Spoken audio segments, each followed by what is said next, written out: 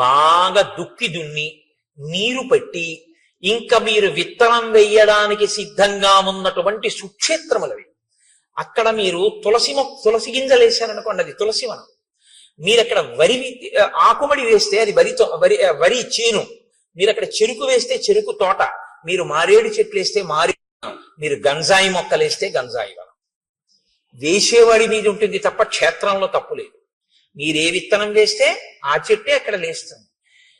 తప్పంటూ ఎక్కడైనా ఉంటే మనం పిల్లల మనసుల్లో వెయ్యకూడనివి వేసిన పెద్దలది తప్పు తప్ప అది పుచ్చుకోవడానికి సిద్ధంగా ఉన్న క్షేత్రంది ఎప్పుడూ తప్పు కాదు. అందుకే పిల్లల మనసుల్లో వెయ్యవలసిన విత్తనం వెయ్యడం తన బాధ్యతగా గుర్తించకపోవడం కూడా దోషమే. తన కర్తవ్యం తను చెయ్యాలి. పిల్లలకి చెప్పవలసింది తాను చెప్పాలి. వాళ్ళు విన్నారా వినలేదా నీకు అనవసరం. నీ కర్తవ్యం నువ్వు చేసావా లేదా, ఒక్కడు బాగుపడ్డాడు చాలు. నీ పిల్లలకి నువ్వు చెప్పాలి. వాడు విన్నాడా వినలేదా నీకు అనవసరం. నీ కర్తవ్యం నువ్వు చెయ్యి. ఇది శ్రీరామాయణం మనకి నేర్పుతుంది. రాజ్యాభిషేకాన్ని పొంది రామచంద్రమూర్తి చేత అనుగ్రహింపబడి తాను జీవితంలో మళ్ళీ పొందలేను అనుకున్న సుఖాల్ని తిరిగి పొంది ఆ సంతోషంతో కాలం గడుపుతున్నటువంటి సుగ్రీవుడు రామచంద్రమూర్తికి మాట ఇచ్చిన ప్రకారంగా 4 నెలలు గడిచిపోయిన తరువాత సీతమ్మ తల్లి అన్వేషణ కొరకు ప్రయత్నించవలసిన వాడు దాని యందు తదేక దృష్టితో ఆ కార్యం మీద ప్రణాళికారచన చెయ్యడంలో విఫలమయ్యాడు. ఈలోగా శరదృతు వచ్చేసింది. సమృద్ధార్థంచ సుగ్రీవం మందధర్మార్థ సంగ్రహం అత్యర్థం అసతాం మార్గం ఏకాంత గతమానసం. ఈ శ్లోకాలు సుగ్రీవుణ్ణి ఉద్దేశించి చెప్తున్నట్లుగా ఉంటాయి. కానీ యథార్థానికి సమస్త జీవకోటి యొక్క పరిణామ క్రమంలో జరిగేటటువంటి ఒక పెద్ద దోషాన్ని ఆవిష్కరిస్తూ ఉంటాయి. అది చిట్ట చివర తీర్పు ఎక్కడుంటుంది అన్న దగ్గర నేను దాన్ని స్పృశించే ప్రయత్నం చేస్తాను. ప్రతి చోట ఆ విషయాన్ని ప్రస్తావన చేయకుండా చిట్ట చివర దీని ముగింపులో దీని సందేశం ఏమిటి అన్నది నేను మీకు ఆవిష్కరించే ప్రయత్నం చేస్తాను. మహర్షి అంటారు, పొందవలసినటువంటి రాజ్యాన్ని పొందినటువంటి వాడై ధర్మము అర్థము ఈ రెండిటిని పట్టుకోవడంలో విఫలమై ధర్మార్థములను పరిత్యజించినటువంటి వాడై నిరంతరము ఏకాంతమైనటువంటి సుఖమును కోరుకుంటున్నవాడై, అనగా స్త్రీ సంబంధమైన కామోపభోగమునందు అనురక్తిలో తలమునకలవుతూ, అసతాం మార్గం అంటే సత్పురుషులు అనుసరించినటువంటి మార్గమునందు సుగ్రీవుడు ఉన్నాడు. ఇప్పుడు సత్పురుషులు అనుసరించని మార్గంలో సుగ్రీవుడు ఉన్నాడు అంటే ఆయన ధర్మమునందు వైక్లభ్యం లేదు. ఆయన ఏదో వాలి చేసిన పొరపాటు లాంటి పొరపాట్లు చేశాడు అని కాదు, కానీ పురుషార్థములను సమన్వయం చేసుకోవడంలో పొరపాటు పడ్డాడు. సరే, మీరు వింటారు కదా దాని ఎందుకు మహర్షి అలా మాట్లాడతారు అన్నదాన్ని మీరు గమనిద్దురు గాని, నిర్వృత్త కార్యం సిద్ధార్థం ప్రమదాభిరతం సదా ప్రాప్తవంతం అభిప్రేతాన్ సర్వానేవ మనోరథాన్. ఆయన నిరంతరము కూడా భార్యల యందు అనురక్తి కలిగినటువంటి వాడై సిద్ధార్థం ఏది తాను పొందాలనుకున్నాడో దాన్ని పొందడం చేత కలిగినటువంటి అతిశయము వలన, ఆ మీదుమిక్కిలిగా ఉన్నటువంటి ఆ సంతోషము చేత అతను ఇతర విషయములన్నింటినీ కూడా విడిచిపెట్టేశాడు. స్వాంచ పత్నీం అభిప్రేతాం తారాంచాపి సమీప్సితాం విహరంతం అహోరాత్రం కృతార్థం విగతజ్వరం. ఆయన తన భార్య అయినటువంటి రుమని పొందాలి అని చాలా కాలంగా అపేక్షిస్తున్నాడు. ఇవాళ వాలి వధ తర్వాత తన భార్యని తాను పొందగలిగాడు. ఇప్పుడు రుమతో పాటుగా వాలి భార్య అయినటువంటి తార కూడా సుగ్రీవుణ్ణే ఆశ్రయించి సుగ్రీవుడి భార్యగా ఆమె మసలుతోంది. నేను మీతో మనవి చేశాను ఈ విషయం. భర్త మరణించిన తరువాత సంధ్యావందనం చేసేటటువంటి అలవాటు ఉన్న వానర జాతిలో ఉన్న స్త్రీ ఆమె కోరుకుంటే ఆయన అన్నదమ్ముల్లో ఎవరినైనా పతిగా స్వీకరించవచ్చు. కాబట్టి ఇప్పుడు తార మళ్ళీ సుగ్రీవుణ్ణి భర్తగా స్వీకరించింది. కాతే కాంతా కస్తే పుత్ర సంసారోయమతీవ విచిత్ర కస్యత్వం తత్పుతయాయాత తత్వం చింతయ తదీయభ్రాత. శంకర భగవత్పాదులు అందుకే అంటారు, ఎవరు భార్య, ఎవరు బిడ్డలు, ఎవరు నువ్వు, ఎవరి కోసం ఎవరు. ఏదో కొద్ది రోజులు ఆ బాధ, ఆ శోకం, ఆ తర్వాత ఎవరి గొడవ వాళ్ళది. 11వ రోజు వచ్చేటప్పటికి ఆస్తుల పంపకాల దగ్గర గొడవలు, వెళ్ళిపోయిన వాడిని తిట్టడం, అన్ని చోట్ల సామాన్యమైనటువంటి విషయం. బీరువాలు తీయడం, తీసిన తర్వాత ఇదే ఈయనించింది అని దెబ్బలాడడం, ఇన్ని చోట్ల చూడటం లేదు. కాబట్టి స్వాంచ ఆయన తార కూడా తనతో కూడినటువంటి కారణం చేత చాలా సంతోషంగా, అసలు అహోరాత్రం అంటే రాత్రి పగలు కూడా వేరొక వ్యవహారం అనేటటువంటిది ఏదీ లేకుండా స్త్రీ సుఖమును అపేక్షిస్తూ, స్త్రీ సుఖమును పొందుతూ ఆయన తన జీవితాన్ని తాను సంతోషం అనుకుని గడిపేస్తున్నాడు.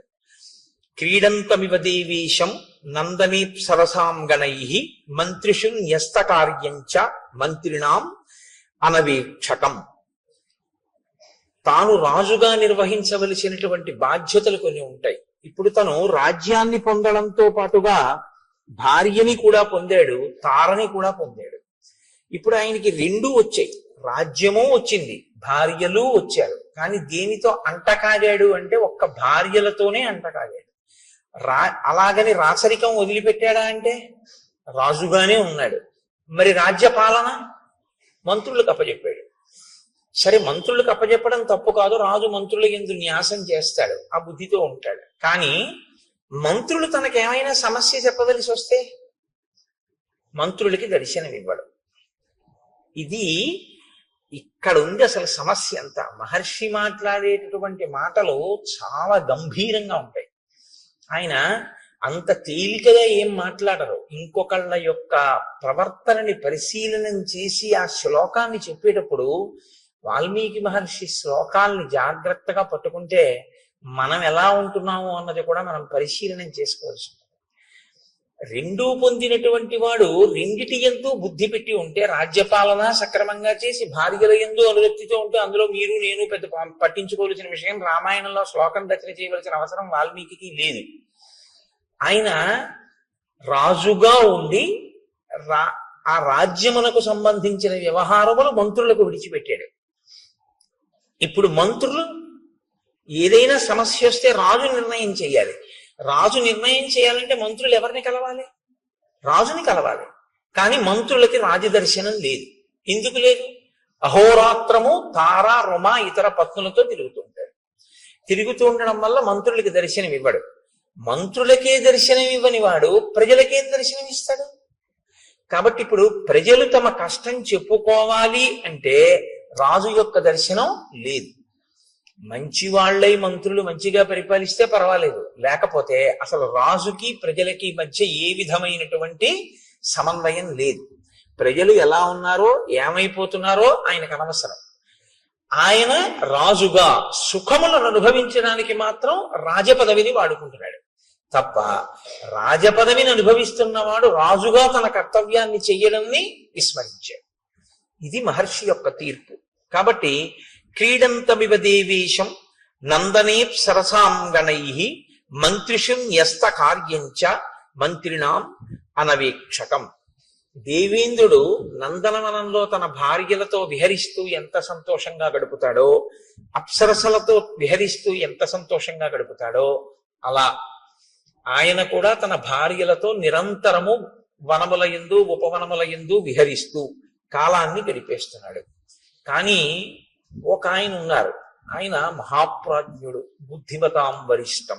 ఆయన గుర్తిస్తున్నాడు, రెండిటినీ గుర్తిస్తున్నాడు. ఏ రెండిటిని గుర్తిస్తున్నాడు? రామచంద్రమూర్తి ఓర్పుని గమనిస్తున్నాడు, సుగ్రీవుడి యొక్క వైక్లభ్యాన్ని గుర్తిస్తున్నాడు. Do not stretch the string beyond the last degree of its elasticity అని ఇంగ్లీష్ లో ఒక ప్రొవెర్బ్. అంటే తెలుగులో అయితే తెగేదాకా తాడు లాక్కండి అంటాం, కానీ అది ఇంకొంచెం బాగుంటుంది. స్థితిస్థాపక శక్తిని మించిపోయేంత వరకు మీరు లాగవద్దు. అంటే అది కొంచెం సాగగలిగిన శక్తి అన్నది కొంతకాలం ఉంటుంది. సాగగలిగిన శక్తిని దాటి మీరు లాగారనుకోండి, అది తెగిపోతుంది. ఓర్పు అన్నది కూడా అంతే. ఓర్పు పడుతున్నాడు కదా అని మీరు లాగారనుకోండి, ఆ ఓర్పు తెగిపోతుంది, అది భగ్నమైపోతుంది. అప్పుడు దాని స్థానంలో ఏమొస్తుంది అంటే, సహనము ఎక్కడ నశిస్తుందో అక్కడ రావడానికి ఉండేటటువంటిది ఒక్కటే ఉంటుంది, క్రోధం. విశేషమైనటువంటి కోపము ఒక్కసారి ఆవిర్భవిస్తుంది. కాబట్టి ఇప్పుడు హనుమ యొక్క బుద్ధి శక్తి ఎక్కడుందంటే, రామచంద్రమూర్తి యొక్క ఓపిక, రామచంద్రమూర్తి వేచి చూస్తున్న స్థితి, రామచంద్రమూర్తి యొక్క సహనము, పరీక్షకి గురైపోతున్నటువంటి స్థితి వచ్చేస్తోంది. ఈయన ఏ కబురు చేయడు, ఈయన మంత్రుల మాట వినడు, ఈయన మంత్రులకి దర్శనం ఇవ్వడు, అహోరాత్రములు భార్యలతో గడుపుతున్నాడు. కాలము తనకి అనుకూలంగా ఉండాలి, ముందు తన భార్యను కూడా తీసుకొస్తే తప్ప నువ్వు నీ భార్యతో సుఖించకూడదని రాముడు అనలేదు. ఇప్పుడు వర్షాకాలం నువ్వు చాలా కష్టపడి ఉన్నావు, హాయిగా సంతోషంగా గడుపు. వర్షాకాలం అయిపోయిన తర్వాత సీతాన్వేషణమునకు ప్రయత్నం చెయ్యి అన్నాడు. వర్షాకాలం అయిపోతోంది అనగానే జాగరూకుడు కావాలి కదా. ఇంకా వర్షాకాలం అయిపోవచ్చింది అనేటప్పటికీ ప్రణాళిక సిద్ధంగా ఉండాలి. ఎందుచేత అంటే, కార్యము ముందా ప్రణాళిక ముందా అంటే, శబ్దము వెలుతురులా ఉంటాయి అవి. మీరు చూడండి, ఎప్పుడైనా ఒక పిడుగు పడుతోంది అనుకోండి, పిడుగు యొక్క ధ్వని ముందు రాదు, పిడుగుపాటు ముందు రాదు, వెలుతురు ముందు వస్తుంది. ముందు ఒక పెద్ద వెలుతురు కొడుతుంది. వెలుతురు కొట్టింది అంటే మీరు చెవులు మూసుకోవడం ఏదో చేస్తారమ్మో పిడుగు పడుతోందని. తర్వాత ధ్వని వస్తుంది, ధ్వని తర్వాత పిడుగు పడుతుంది. 3 అంచెల కింద ఉంటుంది తప్ప పిడుగుపాటు అంటే ఒక్కసారి పిడుగు పడిపోవడం ఉండదు, ముందు తెలుస్తుంది. ఒక కార్యం చెయ్యాలి అన్న దాంట్లో దక్షత అన్న మాటకు అర్థం ఏమిటంటే, పకడ్బందీగా దాన్ని ప్రణాళిక రచన చెయ్యవలసి ఉంటుంది. ఇది ఇలా ఉండాలి, ఇలా ఉండాలి, ఇలా ఉండాలి అని కార్యమునకు అనుగుణంగా, కార్య సాఫల్యము కొరకు, మీ ఆనుకూల్యత కొరకు కాదు, కార్యంగా ఫలితాన్ని ఇవ్వడానికి కర్మ. మీరు ఎప్పుడు జ్ఞాపకం పెట్టుకోవాల్సి ఉంటుంది ఈ విషయాన్ని. కర్మ జడం, కర్మ తనంత తానుగా ఫలితాన్ని ఇవ్వదండి. అందుకే భగవాన్ రమణులు ఉపదేశసారం చేస్తే కర్మ తజ్జడం అంటారు. కర్మ జడమైనటువంటిది. అది ఇప్పుడు ఇది ఎంత జడమో అంటే, తనంత తానుగా దీనికి ఏమి నిర్వహణ శక్తి ఎలా ఉండదో, ఒక విద్యుత్తు దీంట్లో ప్రసరిస్తే ఇది పనిచేస్తుంటుంది. అలా కర్మ కూడా జడం. మీరు ఒక కర్మ చేశారనుకోండి, దాని వలన ఫలితం వస్తుందా అని నన్ను అడిగితే నేనేం చెప్పవలసి ఉంటుందంటే, రాదు అని చెప్పడమే న్యాయమై ఉంటుంది. అదే న్యాయమైనటువంటి జవాబు. ఎందుకంటే, నేను అభిషేకం చేశాను, నాకు ఫలితం వస్తుందా అని మీరు అడిగారు అనుకోండి, మీ మనసు ఎక్కడ పెట్టారా అని అడగవలసి ఉంటుంది. మీరు కేవలంగా ఓ నీళ్లు పోయడమో ఓ పాలు పోయడమో చేసినంత మాత్రం చేత మీకు దాని వలన ఫలితం ఏం వచ్చేది. కానీ ఏదో హీనపక్షంలో మీరు ఒక కార్యం చేశారు కాబట్టి, ఏదో అభిషేకం చేశాననేటటువంటి నటన యందు కూర్చున్నాడు కాబట్టి ఏదో కొంత ప్రయోజనం సిద్ధించవచ్చు. కానీ అభిషేక ప్రయోజనం ఎప్పుడు సిద్ధిస్తుందంటే, మీరు భక్తితో మీ మనస్సుని అక్కడ పెట్టినప్పుడు. మీ మనస్సుని అక్కడ పెట్టినప్పుడు ఒక్కొక్కసారి ఏమవుతుందంటే, పదార్థముల అవసరం ఉండదు, కర్మ అవసరం ఉండదు. కర్మ మనసు చేసేస్తుంది, మనసుకు ఆ శక్తి ఉంది. అందుకే దానికి స్వప్న వస్తుంది. మనసుకున్న బలం, మనసుకున్న బలహీనత రెండు ఒకటే బలహీనత, అదే బలం. మనసుకి ఏది బలహీనతో దాన్ని మీరు బలంగా మార్చగలిగితే మీరు ధన్యులు.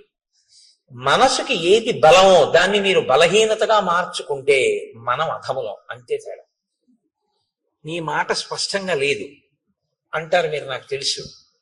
మీరు ఒక కర్మ చేస్తున్నారు అనుకోండి, ఆ కర్మ చేసే ముందు దాని యందు శ్రద్ధ అంటే భక్తి, అది ఎందుకు చేస్తున్నాం మనం అన్న విషయం మీద కొంత అవగాహన ఉండాలి. అది దీని కొరకు ఉద్దేశింపబడింది అన్నప్పుడు ఆ కోణంలోనే మీరు దాన్ని చెయ్యవలసి ఉంటుంది తప్ప, ఏదో కర్మని కర్మగా చేశారనుకోండి. అన్నవరం సత్యనారాయణ స్వామి వారి వ్రతం 116 గంటలు కూర్చుని చేశాయనుకోండి, మీరు 116 మందిని త్రికరణ శుద్ధిగా చెప్పండి ఎందుకు చేశారు అని అడిగారు అనుకోండి. మేమందరం మా అమ్మాయి పెళ్లి కోసం చేశాం అన్నారు అనుకోండి, ఇప్పుడు చెయ్యకుండా చూస్తున్న ఆయన కూతురు పెళ్లి సెటిల్ అవ్వచ్చు. అదేమిటండి అని మీరు అడగచ్చు. ఈయన నవగ్రహ మంటపాన్ని ఆవాహన చేస్తూ సెల్ ఫోన్ మాట్లాడతాడు. ఇంకేవి పూజ? అది వ్రతం కాదు, అది వ్రత భంగం. వ్రతముల్ చేయుచునొక్కమారైన ఎవ్వారిన్ విచారించినన్ వ్రతభంగంబులు మానునట్టి వరదున్ వామాక్షులు ఇక్షించియున్ గత చేలా ప్లవనంబు నీడు వ్రతభంగంబంచు పాలతటన్యస్తకరబ్జలై సరసలీలం రొక్కిరట్లందరూ అంటారు పోతన గారు కాత్యాయని వ్రతం గురించి మాట్లాడుతూ. ఎవరు మనసు తీసుకెళ్లి అక్కడ పెట్టాడో వాడికి పదార్థము యొక్క అవసరం లేకుండా వాడు సృజించగలడు. స్వప్నం అందుకే కదండి వచ్చింది. స్వప్నంలో మీ శరీరం ఏమీ వెళ్ళదు, మీ కళ్ళేమీ చూడవు, మీరేం వెళ్ళరు. కానీ స్వప్నావస్థ మీరు జాగృతి యందు ఎలా ఉన్నారు అన్నదానికి ఒక రుజువు. మీరు నిజంగా జాగృతులు అంటే మీ ఇంద్రియములు తెలివిగా ఉండగా మీ ఇంద్రియములన్నీ ఆ వస్తువునే పట్టుకుని ఉంటే మనసు ఏం చేస్తుందో తెలుసా అండి? మీరు నిద్రపోయినప్పుడు మీ ఇంద్రియాలు ఏం పట్టుకున్నాయో దాన్నే మీకు చూపిస్తుంది, ఇంకొక దాన్ని చూపించదు. నేను రామాయణం మీద తదేక దృష్టితో ఉండి రామాయణం చెప్తున్నాను అనుకోండి, నాకు రాత్రి కల ఏం రావాలంటే సీతారాముల యొక్క పాదార్చన నేను చేస్తున్నట్టు కల వస్తే నేను చెప్పిన రామాయణానికి నేను సిద్ధి పొందుతున్నాను అని గుర్తు. ఎందుకని? నాకు నిజంగా రామాయణం చెప్పేటప్పుడు ఆ సీతారాముల మీద అంత భక్తి విశ్వాసాలతో నా మనసు పొంగిపోయినది నిజమైతే, నేను రామాయణం చదువుకునేటప్పుడు అంత భక్తితో అంత ప్రీతితో నేను చదువుకుని నాకు ఎప్పుడు ఆ రాముడే ఆ సీతమ్మే జ్ఞాపకానికి వస్తే నా కలలో మనసు ఏం చేస్తుందంటే, ఈ కన్ను చూడనిది, ఈ చెవి విననిది, ఈ చెయ్యి ముట్టుకోవడానికి పక్కన లేని తులసి దళాల్ని తీసుకొచ్చి సీతారాముల పాదములను రాత్రి నా కన్నుల ముందుంచుతుంది. కదలని ఈ చెయ్యి కదిలి, కదలని అంటే బాహ్యంలో కదలని చెయ్యి ఆంతరమునందు కదిలి అక్కడ లేని తులసి దళాల్ని తీసి ఆయన పాదముల మీద వేస్తుంది. అలా వేసింది అంటే ఖచ్చితంగా నువ్వు రామానుగ్రహాన్ని పొందుతున్నావు అని గుర్తు. ఎప్పుడు పొందింది అలాగా? ఓ కళా నువ్వు రా, నాకు సీతారాముల కల్లోకి రావాలి, నేను కల్లో సీతారాముల పాదాల మీద తులసి దళాలు వెయ్యాలని మీరు సంకల్పం చేసి పడుకోండి, వస్తుందేమో? రాదు. మీరు దేన్ని చూశారో ఎక్కువ మీ బుద్ధి దేని మీద ఉందో దాన్ని పట్టుకుంటుంది మనసు. పట్టుకుని దాన్ని సృష్టిస్తుంది, కల్లో సృష్టించి తీసుకొస్తుంది. ఆ తీసుకురావడం కూడా ఎలా తీసుకొస్తుందో తెలుసా అండి? మనసుకున్న చాలా గొప్ప బలం అదే. క్షేత్రాన్ని సృష్టించేస్తుంది. మీరు క్షేత్రానికి వెళ్ళక్కర్లేదు, క్షేత్రాన్ని మీలోకి తెస్తుంది. జాగృతిలో మీరు క్షేత్రంలోకి ఎడతారు. మీరు బాగా పట్టుకోవాలి అంటే, ఇప్పుడు నేను జాగృతిలో ఉన్నాను అనుకోండి, నేను లేచి ఉన్నాను అంటే నా ఇంద్రియములు లేచి ఉన్నాయి, నా కళ్ళు చూస్తున్నాయి, నా చెవులు వింటున్నాయి, నా స్పర్శ తెలుస్తోంది. దీన్ని జాగృతి అంటారు. జాగృతిలో నేను అంటే ఇంద్రియములతో శరీరముతో క్షేత్రంలోకి ఎడతాను. మీకు ఉదాహరణ చెప్పాలంటే, ఇవాళ సోమవారం కదండి, ఇప్పుడు నేను ఇవాళ సాయంకాలం సోమవారం కాళహస్తి వెళ్దాం అనుకున్నాను అనుకోండి, కాళహస్తి క్షేత్రంలోకి నేను నా శరీరంతో ఇంద్రియాలతోటి పెడతాను. స్నానం చేసి ఏదో పంచ కట్టుకుని గుళ్ళో పెడతా మారేడు దళాలట్టు వెళ్ళి నా మనసు మగ్నమైపోయింది అనుకోండి, మనసు యొక్క శక్తి ఏమిటో తెలుసా అండి? శ్రీకాళహస్తిని మీలోకి తీసుకొస్తుంది.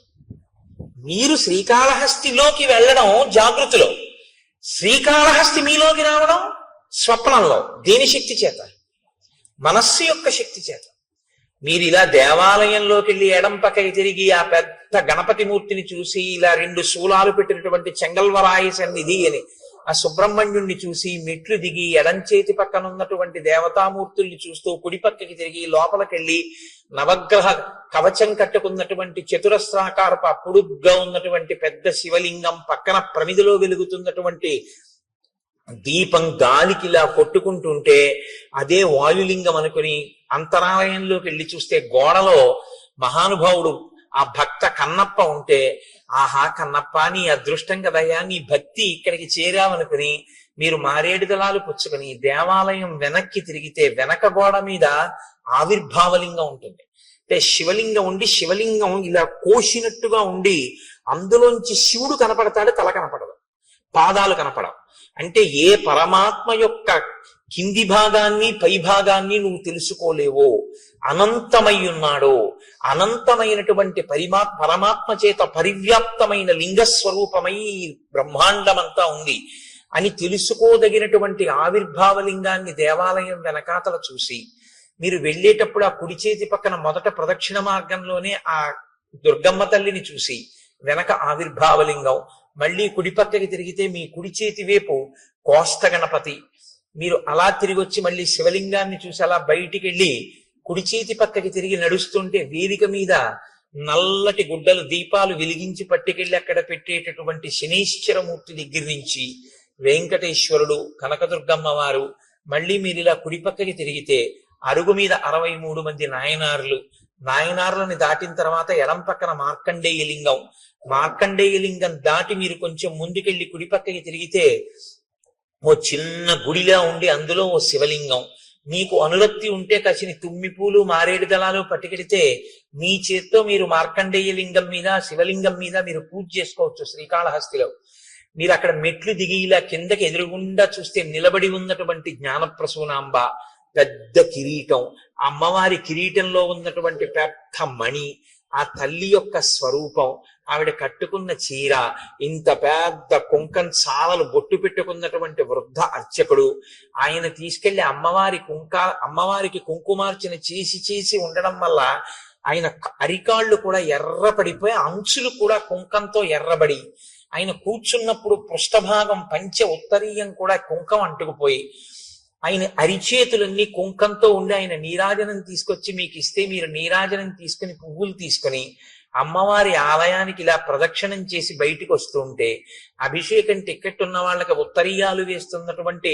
ప్రదేశం, ఆ ఎడం చేతి పక్కన ఉన్నటువంటి స్వామివారి ఊంజల్ మంటపం, అక్కడ ఉన్నటువంటి ఆ అద్దాల మంటపం, అది చూసి మీరు బయటికి వచ్చి మళ్ళీ ఇలా కుడి చేతి పక్కకి తిరిగి కుడి పక్క మెట్లెక్కితే ఒక చోట గీసినటువంటి వృత్తంలో నిలబడి చూస్తే మీకు ఎదురుగుండా కాళహస్తీశ్వరుని యొక్క శిఖర దర్శనం, ఇంకొక వృత్తంలో నిలబడి మీరు ఇలా చూస్తే అమ్మవారి శిఖర దర్శనం, ఇంకొక వృత్తంలో నిలబడి మీరు చూస్తే కొండ మీద ఉన్నటువంటి కన్నప్ప గుడి దర్శనం, యమధర్మరాజ ప్రతిష్ఠిత లింగం, అది దాటిటొస్తే ధర్మరాజ ప్రతిష్ఠిత లింగం అన్నట్టుగా ఉన్నటువంటి ఆ స్ఫటిక స్వరూపం, మీరు మళ్ళీ కుడి పక్కకి తిరిగితే కన్నప్ప లింగం అరుగు మీద, ఇలా కుడి పక్కకి తిరిగి చూస్తే దక్షిణాభిముఖంగా దక్షిణామూర్తి, అద్భుతమైన అలంకారంతో ఉన్న స్వామి, మీరక్కడ కింద పడి నమస్కారం చేసి ఎడం పక్కకి తిరిగి రాజద్వారంలోంచి బయటికి వెడితే ఎడం పక్కన ప్రసాదాల కౌంటరు, ముందుకెడితే నిత్యాన్నదానం, మళ్ళీ కుడి పక్కకి తిరిగితే ఓ పెద్ద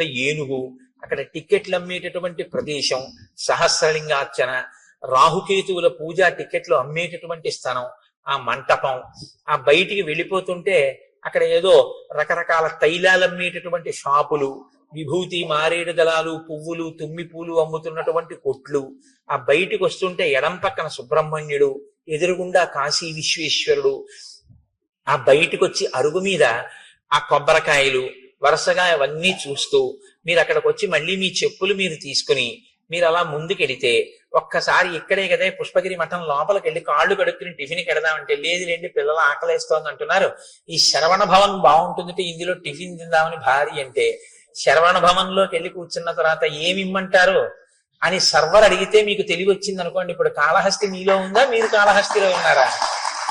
మీ యందు కాళహస్తి ఉంది, మీరు మీలోకి కాళహస్తి చేరింది శ్రీకాళహస్తి. ఇది మనస్సు యొక్క శక్తి. మనస్సు జాగృతి యందు బాగా దేన్ని పట్టుకుంటుందో దాన్ని సంకల్పంతో మీలోకి తీసుకొచ్చేయాలి. అది వచ్చింది అని కూడా మీ ఎవ్వరికీ తెలియదు లోకంలో. మీరు శ్రీకాళహస్తి వెళ్తే తెలుస్తుంది. మీలోకి శ్రీకాళహస్తిని తెచ్చేసుకోగలిగిన శక్తి మీకు వచ్చేసింది అనుకోండి, మీలోకి ఆయనలోకి శ్రీకాళహస్తిని తెచ్చేసుకుని ఆయన శ్రీకాళహస్తిలో ఉన్న శివలింగాన్ని అర్చిస్తున్నాడు, కూర్చున్నట్టున్నాడు, కానీ ఆయనలోకి శ్రీకాళహస్తి వచ్చి ఉంది అన్న విషయం కూడా ఎవరికి తెలియదు. ఇప్పుడు మనసుకి శక్తి ఉందా లేదా? మనసు యొక్క బలం ఇదే, బలహీనత ఇదే. మీరు దాన్ని బాగా శిక్షణ ఇస్తే దేన్నైనా మీలోకి తెస్తుంది. మీరు ఏ శిక్షణ ఇవ్వకపోతే దాని ఇష్టం వచ్చి నువ్వు పట్టుకున్న తిరిగి అవన్నీ తీసుకొచ్చి మీలో పెడుతుంది. అదే బలహీనత. దాన్ని మీరు మార్చగలిగితే అదే దాని బలం. ఇప్పుడు నేను అన్న మాట మీరు బాగా పట్టుకున్నారు అనుకుంటున్నాను. మీరు వాడుకోవడంలో ఉంటుంది ఆ సాధన. ఈశ్వరుడు ఈ మనస్సును అందరికీ ఇచ్చాడు. దీన్ని మీరు వాడారా మీలోనే బ్రహ్మాండములన్నీ ఉంటాయి. మీరు ఎక్కడికి వెళ్ళక్కర్లేదు. మార్నింగ్ వాక్ చేస్తూ మీరు అలా తిరుగుతూ మీరు ఇవాళ నేను 7 నదులలో స్నానం చేస్తానంటే చెయ్యొచ్చు. నేను ఇవాళ 7 క్షేత్రాలని చూస్తాను అనుకుంటే మార్నింగ్ వాక్ చేస్తే మీరు 7 క్షేత్రాలని చూడొచ్చు. మీరు పైకి శరీరం తిరుగుతూ ఉంటుంది, మీరు శృంగేరి వెళ్ళిపోయి శృంగగిరిలో ఉన్నటువంటి శారదాంబ దేవాలయాన్ని, ఆ విద్యాశంకరుల దేవాలయాన్ని, తుంగా నదిని, కప్పకి నీడపట్టిన పాము, స్నానం, చేపలు, మరమరాలు వేసినట్టు మీరు స్నానం చేసి మీరు ఆ వారధి దాటి ఆ పాములుంటాయి జాగ్రత్త అని బోర్డులో ఉన్న వనంలోంచి వెళ్ళి ఎదురుగుండా చంద్రశేఖర భారతి స్వామి మొదలైన మహాపురుషుల యొక్క సన్నిధానాలు చూస్తూ ఎడం పక్కకి తిరిగి పూర్వం ఉన్నటువంటి గురువులందరూ కూడా అక్కడ ఉండి అభిషేకాలు కూడా చేస్తే ఇరుగ్గా ఉన్నటువంటి ప్రాంగణంతో కూడుకున్న గురునివాస్ని, ఆ పక్కన ఉన్న విశాలమైన భవంతిని, అందులో ఉన్న పెద్ద హాల్ని, అక్కడ పెట్టినటువంటి శంకరాచార్యుల వారిని, స్వామివారికి బహూకరింపబడిన పెద్ద తంజావూరు వీణ, వాటినన్నింటినీ మీరు చూస్తూ శంకర భగవత్పాదులు, వారి శిష్యులు, ఆ గోడలు, వేదిక, తెర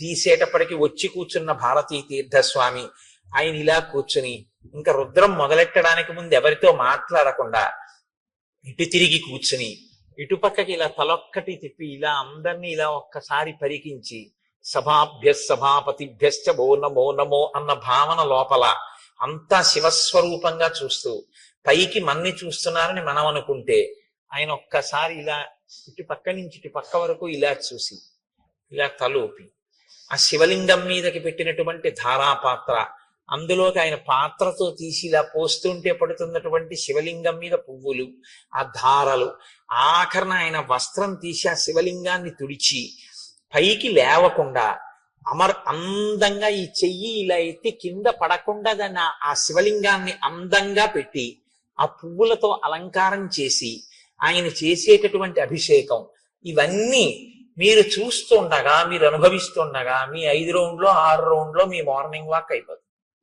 శరీరానికి వ్యాయామం అయింది, మనసుకి శృంగేరి దర్శనం అయిపోయింది. మనసుకు ఆ శక్తి ఉంది, శరీరం తిరుగుతూ ఉంటుంది, మనస్సు విడిపోయి వెళ్ళిపోతుంది, ఎటు కావాలంటే అటు వెళుతుంది. దాన్ని మీరు అలవాటు చేస్తే శృంగేరి వెళ్తుంది, మీరు అలవాటు చేస్తే గంగానదికి వెళ్తుంది, మీరు అలవాటు చేస్తే కాశీ వెళుతుంది, మీరు అలవాటు చేస్తే మీరు ఎక్కడికి వెళ్ళమంటే అక్కడికి వెళ్తుంది. ఎప్పుడు మీరు జాగృతిలో మనసును అక్కడ పెడితే, మీరు శృంగేరి వెళ్ళినప్పుడు మీ మనసు అక్కడ పెడితే మీ మనసు తర్వాత శృంగేరిని చేస్తుంది. ఇప్పుడు మీరు శృంగేరి శరీరంతో వెళ్ళి మీ మనసు కాకినాడలోనే ఉందనుకోండి, శృంగేరిని మీలోకి తేవడం ఇక మనసుకి సాధ్యం కాదు. అదే దాని బలహీనత, అదే దాని బలం కూడా. ఇప్పుడు మీరు దాని బలాన్ని బలంగా మీరు వాడుకోగలిగితే అది మీకు ప్రయోజకత్వాన్ని సాధించి పెడుతుంది. అది మీకు చేత కాకపోతే ఆ మనసే బంధనానికి గురి చేస్తుంది. అందుకే మన ఏవ మనుష్యానాం కారణం బంధమోక్షయో అంటాడు పరమాత్మ గీతాచార్యుడు. కేవలం మనస్సే, ఒకడు బంధింపబడుతున్నాడు, ఒకడు మోక్షం వైపుకి వెళ్ళిపోతున్నాడు. మీరు ఒకటి గుర్తుపెట్టుకోండి, కట్టాలన్నా విప్పాలన్నా తాడు తప్ప ఇంకోటి ఉండదు కట్టడానికి విప్పడానికి. మీరు ముందు ఇట్నుంచి తిప్పి చుట్టేస్తే కట్టు, ఇట్నుంచి తిప్పి చుట్టేసినా కట్టే. ఇప్పుడు నన్ను ఇలా కట్టేయండి అన్నారు అనుకోండి, ఓ తాడు తీసుకొచ్చి ఇలా తిప్పేసినా నన్ను కట్టేసినట్టే, ఇలా తిప్పేసినా నన్ను కట్టేసినట్టే. కట్టినా తాడే, విప్పాలంటే మీరు ఎటు కట్టారో దానికి వ్యతిరేక దిశలో తిప్పేయడమే తాడు. ఇట్నుంచి కట్టారనుకోండి, ఇట్నుంచి తిప్పేస్తే విప్పేశారు. వ్యతిరేక దిశలో తిప్పితే విప్పడం, మీరు కట్టాలనుకున్నది ఏ దిశలో కావాలంటే అటు తిప్పితే కట్టడం. కట్టినా విప్పినా చెయ్యి తిప్పడంలో ఉంది. మీరు ఎటు తిప్పి ఒకలా తిప్పితే కట్టు, ఒకలా తిప్పితే విప్పడం.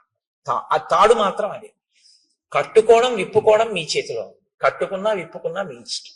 ఈశ్వరుడు మనస్సుని ఇచ్చేసాడు, తాడు మీకు ఇచ్చాడు. ఇది ఆశ్రమాన్ని ధన్యం చేసుకోవడం అంటారు. ఎందుకు ఎడుతున్నావు గృహస్థాశ్రమంలోకి? ఆవిడ నువ్వు కలిసి తరించడానికి.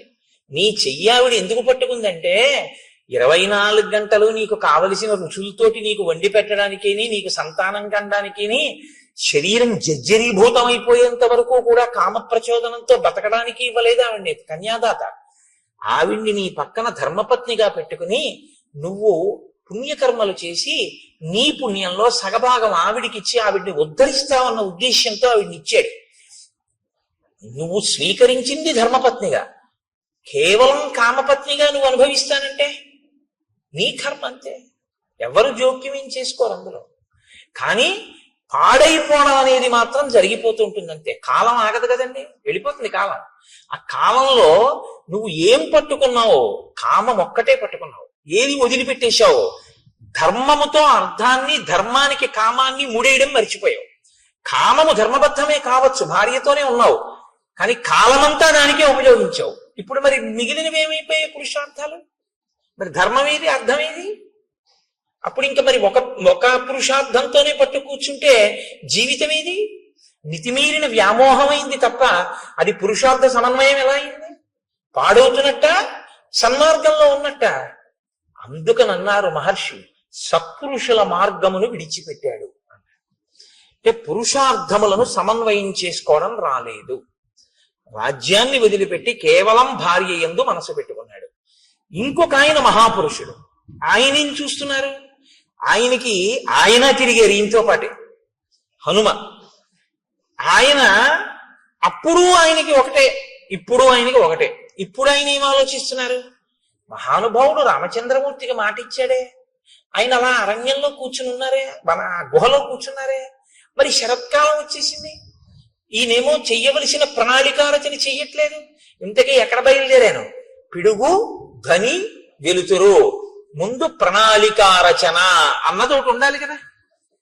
ఆయన కోప్పడ్డాక నువ్వు వానరాలను పిలవడం వేరు, నువ్వు ముందు ప్రణాళిక ఏది నీకు? రేపు రాముడు వచ్చి అడిగితే ఏం చెప్తావు? కనీసం అయ్యా నేను కబురు చేశానని నేను చెప్పడానికి నీకు ఒకటి ఉండాలిగా, చేసిన పని. అసత్యం చెప్పలేదుగా రాముడితో. ఇప్పుడు ప్రభువుని రక్షించడం అంటే అది మంత్రి అంటే. కనీసంలో కనీసం ఈయనకి గుర్తు చేసి ఆ సైన్యాధిపతిని పిలిచి, ఒరే సైన్యాలన్నీ సిద్ధం చేయండిరా, మనం ఎప్పుడప్పుడు వెళదామంటే, ఒకవేళ రాముడికి కోపం వచ్చినా అయ్యా నేను కబురు చేశానండి అని చెప్పడానికైనా ఉంటుంది. బతుకుతాడు రాజు. రాజుని రక్షించాలి సచివుడు. కాబట్టి మహానుభావుడయ్యాడు హనుమ.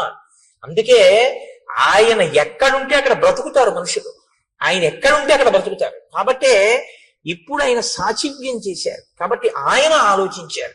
ఆలోచించి సుగ్రీవుడి దగ్గరికి వెళ్ళి ఆయన ఒక మాట చెప్తున్నారు. తదిదం మిత్ర కార్యం నహ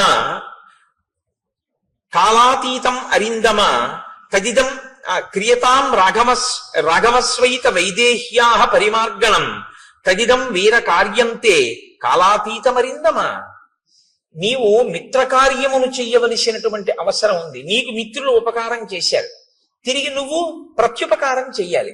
ప్రత్యుపకారం చెయ్యడం అనేటటువంటిది నీ మనసులో అవకాశం సావకాశం అని అనిపించినప్పుడు చేయడం కాదు.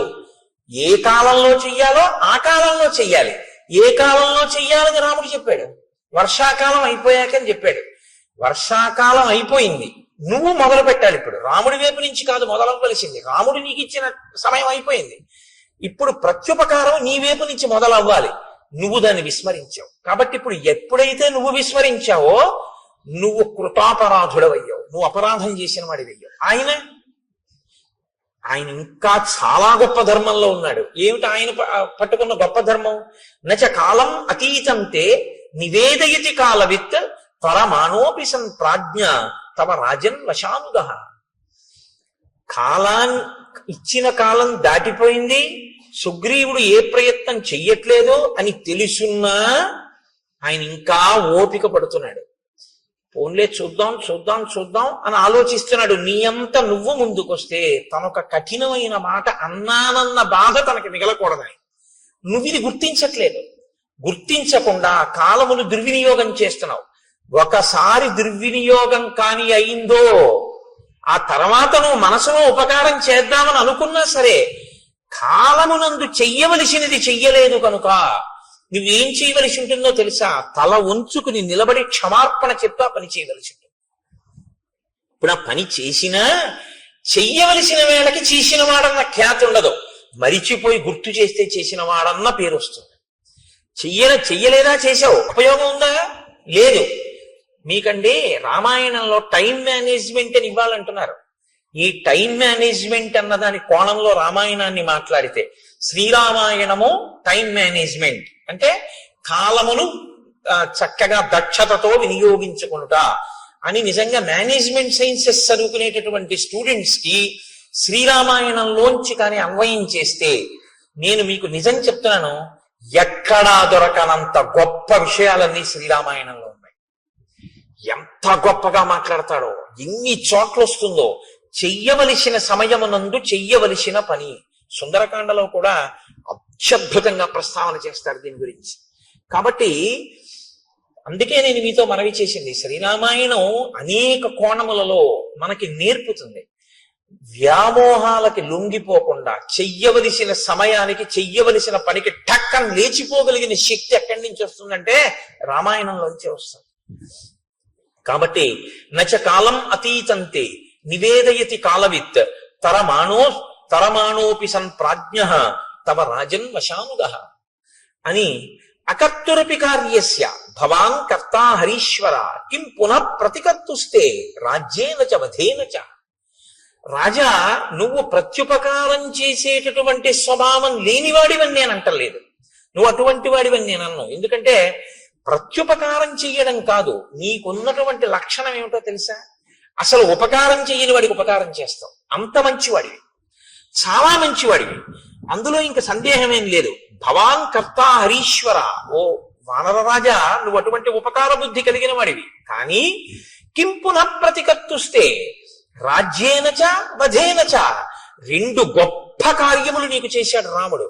ఒకటి రాజ్యం ఇచ్చాడు, రెండు రాజ్యం ఇవ్వడం కాదు, ఎవరు బతికుండగా నీకసలు రాజ్యము ప్రాణము భార్య ఈ మూడు సంశయాత్మకమో అటువంటి వాణ్ణి తన ప్రాణాలు పణంగా పెట్టి చంపాడు. వాలి ఇలా చూశాడు అనుకోండి, ఆయన వేగానికి హద్దు ఉందంటే ఇంకా రాముడు నిగ్రహించలేడా అన్నది పక్కన పెట్టండి, చాలా పెద్ద ప్రమాదకరమైన పరిస్థితి వచ్చేస్తుందా, వచ్చేదా. కాబట్టి తన ప్రాణములను పణంగా పెట్టి వాలిని వధించాడు. నువ్వేం చేస్తున్నావు? చెయ్యవలసిన సమయానికి చెయ్యవలసినటువంటి పని చెయ్యాలి. ఏమండి, నేను ప్రత్యుపకారం చెయ్యని వాడిని కాను, ఎవరో నాకు ఉపకారం చెయ్యని వాళ్ళకు కూడా వాళ్ళకి చేశాను, వీళ్ళకి చేశాను, వాళ్ళకి చేశానంటే నువ్వు నోరు ముయ్యవయ్యా. నీ ఈ రాజ్యం అసలు చేయడానికి ఎవడిచ్చాడు? ఆయనకి చెయ్యని దానికి మిగిలిన వాళ్ళకి చేస్తే ఎంత, చేయకపోతే ఎంత, అసలుది చేశావా అని అడుగుతాడు. ఏది ముఖ్యమో అది వదిలిపెట్టావు, ఏవి చిన్న చిన్నవి చేసినా చేయకపోయినా పర్వాలేదో అవి చేస్తున్నావు. ఏమిటి ఉపయోగం? కొన్ని వేల పట్టున చేయవలసి ఉంటాయి, కొన్ని వేల తప్పి చేసినా వచ్చే ప్రమాదం ఏమి ఉండదు. అవి వేల పట్టున చేయవలసినవి వేల పట్టున చేసేయాలి మీరు. దానికి మీరు ఇంక ఎంత ఖచ్చితంగా ఉండాలంటే అందులో ప్రత్యేకమైనటువంటి క్రమశిక్షణ ఉండాలి. ప్రత్యేకించి బ్రాహ్మీ ముహూర్తంలో అంటే ఉదయం వేళలో ఎంత త్వరగా వీలైతే అంత త్వరగా పూజామందిరంలోకి వెళ్ళిపోవాలి. పూజామందిరంలోకి వెళ్ళడానికి తను దానికి సిద్ధపడడానికి మధ్యలోకి ఎంతో అవసరమైతే తప్ప, అసలు తప్పించడానికి కుదరకపోతే తప్ప మీరు ఎట్టి పరిస్థితుల్లోనూ ఏ కార్యాన్ని దాని మధ్యలోకి రావడాన్ని మీరు అనుమతించకూడదు. ఉదయం లేవడము అంటే దేని కొరకు? పూజామందిరంలోకి వెళ్ళిపోవడం కొరకే. దానికి దీనికి మధ్యలోకి ఏదీ రావడానికి వీల్లేదు. అది భక్తిరస సంబంధమైన టీవీలో కార్యక్రమమే కావచ్చు, రావడానికి వీల్లేదు. మీ కాయిక కైంకర్యం ఏమైపోయింది మీ సింహాసనం దగ్గర? మీరు మీ సింహాసనాన్ని అర్చించద్దు, మీరు వెళ్ళిపోవాలంతే పూజామందిరంలోకి. ఏవో కొన్ని ఉంటాయి శరీరమాధ్యంకులకి ధర్మ సాధన. ఒక్కొక్కడికి వ్యాయామం చేయకపోతే ఇబ్బంది, తప్పదు, వెళ్ళాలి. వాడి కర్మ, వాడికి భక్తి ఉన్నా వెళ్ళాలి. కానీ నేను మీతో మనవి చేసేది అదే, అప్పుడు కూడా మీరు మానసికం చేసేయచ్చు. ఇతరుల దృష్టిలో మీరు వాకింగ్కి వెళ్ళినట్టు ఉండొచ్చు, కానీ మీరు దాన్ని ఈశ్వరారాధనగా మార్చుకోవచ్చు. మీరు బెంగ పెట్టుకోక్కర్లేదు, అయ్యో నేను చేయలేకపోతున్నానని అనుకోక్కర్లేదు. ఆ ఆర్తిని ఈశ్వర పూజగా మలుచుకుని శరీరంతో వ్యాయామం చేసి రాగానే మీరు వెళ్ళిపోవాలంతే పూజామందిరంలోకి. తప్ప ఇక దాని మధ్యలోకి ఇంకోటి వచ్చేసింది అంటే మీ శ్రద్ధ నశించిపోయింది అని గుర్తు. ఇదే రావణాసురుడి విషయంలో సీతమ్మ అంటుంది, సన్నామివ మహాకీర్తిం శ్రద్ధామివ విమానితాం పూజామివ పరీక్షీణాం ఆశాం ప్రతిహతామివ. ఉపాసన రహస్యాలు చెప్పింది కాబట్టి సుందరకాండే. శ్రీరామాయణంలో అది ఇంకా జీవధార. సుందరకాండ వచ్చేస్తోందిగా ఇంకెంత 2-3 రోజులు. కాబట్టి హనుమ మాట్లాడడం అంటేనండి శ్రీరామాయణంలో అలా ఉంటుంది. ఆయన మహానుభావుడు. ఆయన ఎక్కడైనా మాట్లాడితే మీరు చాలా జాగ్రత్తగా దృష్టి పెట్టి ఆ విషయాన్ని జాగ్రత్తగా చదవవలసి ఉంటుంది. చదివి ఇది నా జీవితంలో అన్వయం చేసుకునేటప్పుడు ఎక్కడ వస్తోంది పొరపాటు, దీన్ని నేను ఎక్కడ దిద్దుకోవలసి ఉంటుంది అన్నది మీరు ఆలోచించుకుని మీరు వెంటనే మీ జీవితంలోకి సమన్వయం చేసుకోవడంలో కృతకృత్యులు కావాలి. అప్పుడు రామాయణం మీకు ఉపయుక్తం అవుతుంది. కాబట్టి రాజా నువ్వు తొందరపడవలసి ఉంటుంది. ఉండి వెంటనే రాముడికి ప్రత్యుపకారం చెయ్యి. ఇప్పుడు హనుమ చెప్పిన మాట అంటే వింటాడు. వినడం సుగ్రీవుడి లక్షణం, వినకపోవడం రావణాసుడి లక్షణం. తప్పు చేయడం తప్పు కాదు, వినగలిగినటువంటి ప్రజ్ఞ ఉంటే బయటికి వస్తాడు, పర్వాలేదు. కాబట్టి ఇప్పుడు ఆయన వెంటనే నీలుణ్ణి పిలిచాడు. పిలిచి సంధిదేశాతిమతిమాన్ నీలం నిత్య కృతోద్యమం దిక్షు సర్వాసు సర్వేషాం సైన్యానాం ఉపసంగ్రహే. అన్ని దిక్కుల నుండి వానరములన్నిటినీ కూడా పిలిపించి సిద్ధంగా ఉంచు, మనం రామకార్యం మీద వెడదాం. ఇదొక్కటి చెప్పి మళ్ళీ మర్చిపోయి అంతే. మళ్ళీ మధుసేవనం, మళ్ళీ భార్యలతో రమించడం, అందులో పడిపోయాడు. కానీ ఈ మాట సుగ్రీవుణ్ణి బతికించేసి, అది ప్రభువుని బతికించడం అంటే. ఈ ఒక్క మాట చెప్పి ఉండకపోతే నిజంగా సుగ్రీవుడు చెప్పుకోవడానికి ఏమీ లేదు లక్ష్మణుడితోటి రాముడితోటి.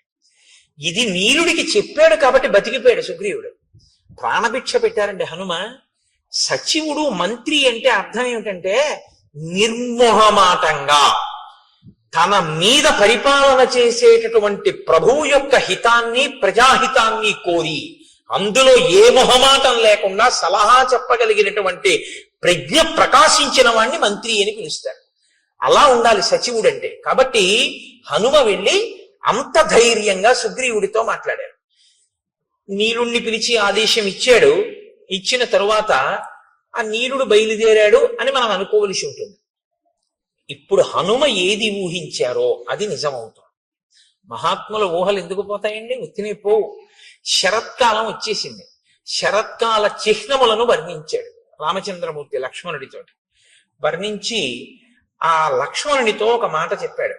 అన్యోన్యబద్ధ వైరాణం జిగీషూణాం నృపాత్మజ ఉద్యోగ సమయ సౌమ్య పార్థివానాం ఉపస్థిత. ఇయం సా ప్రథమా యాత్ర పార్థివానాం నృపాత్మజ నచ పశ్యామి సుగ్రీవం ఉద్యోగంచ తథావిధం.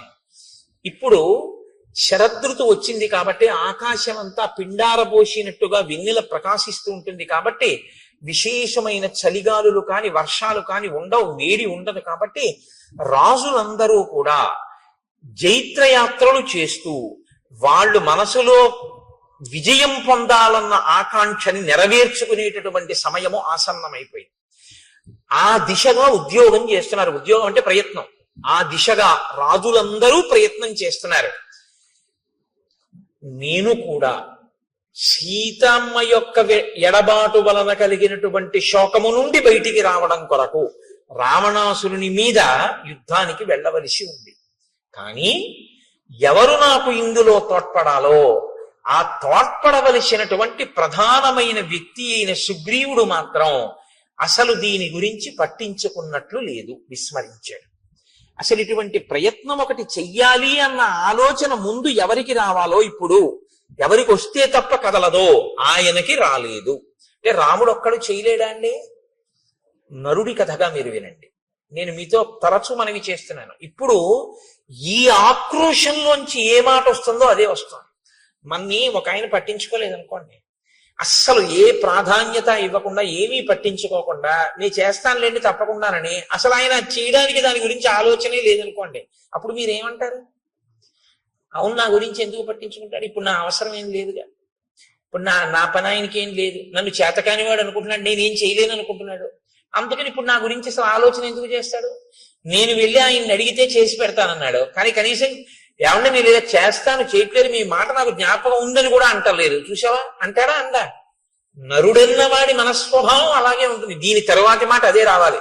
అలా రాకుండా ఏదో త్రికాల వీధిలా వశిష్ఠుల్లా విశ్వామిత్రుల్లా నాకు తెలుసు నీలుణ్ణి పంపించాడు, ఆ తర్వాత వ్యామోహంలోంచి బయటకు వస్తాడు, ఇలా మాట్లాడాడు అనుకోండి, నరుడు అవడం. నేను అందుకే మీకు తరచు మనవి చేస్తుంటాను, శ్రీరామ కథ నరకథ. ఒక నరుడు ఎలా ప్రవర్తిస్తాడో అలాగే మాట్లాడతాడు అని చెప్తుంటాను. కాబట్టి ఆయన అన్నాడు, అనాదో హృతరాజ్యోయం రావణేన చ దర్శిత దీనో దూరగృహ కామి మాం చైవ శరణంగత. లక్ష్మణ, సుగ్రీవుడు ఏమనుకుంటున్నాడో తెలుసా? అనాథో, నేను అనాథుణ్ణి, నాకెవరు లేరు, నన్ను పట్టించుకునే వాళ్ళు లేరు. హృతరాజ్యోయం, నా రాజ్యం పోయింది. రావణేనచ దర్శిత, నేను రావణుడి చేత అవమానింపబడిన వాణ్ణి. దీనో, దీనుణ్ణి, నా భార్యని నేను రక్షించుకోలేని స్థితిలో ఉన్నవాణ్ణి. దూరగృహ, ఇంటి నుంచి చాలా దూరంగా ఉన్నాను, కష్టం చెప్పుకోవడానికి కూడా ఎవరూ లేరు. కామి, భార్య గురించి పరితపిస్తున్నటువంటి వాణ్ణి. మాం చైవ శరణంగత, నేను ఆ సుగ్రీవుణ్ణి శరణాగతి చేసి ఉన్నవాణ్ణి. కాబట్టి ఇప్పుడు ఆయన అనుగ్రహాన్ని బట్టిన జీవితం తప్ప నా గురించి ఆయన పట్టించుకోవాలని ఎక్కడుంది లక్ష్మణ? ఈ మాట లక్ష్మణుడికి కోపం తెప్పిస్తుందా తెప్పించదా? అన్నయ్య ఏడిస్తే చూడలేని స్వభావం అనుకోండి. ఒక ఆయనకి రక్తం చూస్తే కళ్ళు తిరిగి పడిపోతాడు. ఆయన్ని తీసుకెళ్ళి మీరు నా గోరు చుట్టూ ఆపరేషన్ చేసేటప్పుడు నువ్వు నా చెయ్యట్టుకో అంటే మీరు బాగానే ఉంటారు. ఆయన్ని తర్వాత మీరు సోడా క్యారేజ్ ఆయనకి కావాలి కదా. ఆయన రక్తం చూస్తే తట్టుకోలేడు అన్నప్పుడు మీరు ఆయన్ని తీసుకెళ్ళకూడదు మీ గోరు చుట్టూ ఆపరేషన్ చేయించుకోవడానికి కదండి. అంతేకాదు, మరి లక్ష్మణుడు రాముడి ఖేదాన్ని చూడలేడని రాముడికి తెలుసు, మరి ఎందుకు మాట్లాడుతున్నాడు అంటే ఒక్కొక్కసారి లోపల ఉన్నటువంటి శోకాన్ని ఆపడాన్ని నిగ్రహించడం ఎవ్వరికైనా సాధ్యం కాని స్థితి వస్తుంది. నరుడంటే అంతే. మనుష్యుడు అన్న మాటకు అర్థం ఏమిటంటే నిగ్రహించలేనంత బాధ కలుగుతుంది. అది తన భార్య విషయంలో కలిగితే ధర్మబద్ధం అండి. అది పరకాంత ఎందుకు కలిగితే తప్ప తన భార్య ఎందుకు కలిగితే వేళ దాటిపోతోంది, శరదృతువు కూడా వచ్చేసింది. మరి ఆయన బాధపడ్డాడంటే అందులో తప్పే ఉంది. అటువంటప్పుడు నన్ను ఇలా పట్టించుకోలేదని మాట్లాడితే ఎంత సహజంగా పూర్ణమైన నరుడిగానే రాముడు మాట్లాడుతున్నాడు తప్ప ఒక ఈశ్వరుడిగా రాముడు ఎప్పుడూ మాట్లాడలేదు రామాయణంలో. కాబట్టి ఇత్యేతై కారణై సౌమ్య సుగ్రీవస్య దురాత్మన అహం వానరరాజస్య పరిభూత పరంతప. అదిగో ఆ దురాత్ముడైనటువంటి సుగ్రీవుడున్నాడే, నన్ను పట్టించుకోకుండా ఇలా అవమానిస్తున్నాడు. నేను ఈ ఊరు బయట పర్వత గుహలో ఇలా పడున్నాను. తం ప్రవిశ్యచ కిష్కింధాం బ్రూహి వానరపుంగవం మూర్ఖం గ్రామ్య సుఖే సక్తం సుగ్రీవం వచనాం మమ. నువ్వు కిష్కింధా నగరంలోకి వెళ్ళు, అంతఃపుర ప్రవేశం చేయి, ఆ సుగ్రీవుడి దగ్గరికి వెళ్ళు. గ్రామ్య సుఖం అంటే కేవలము కామోపభోగమే జీవితానికి ప్రయోజనంగా బతుకుతున్నటువంటి ఆ సుగ్రీవుడి దగ్గరికి వెళ్ళి వచనాన్ మమ, నా మాటగా చెప్పు.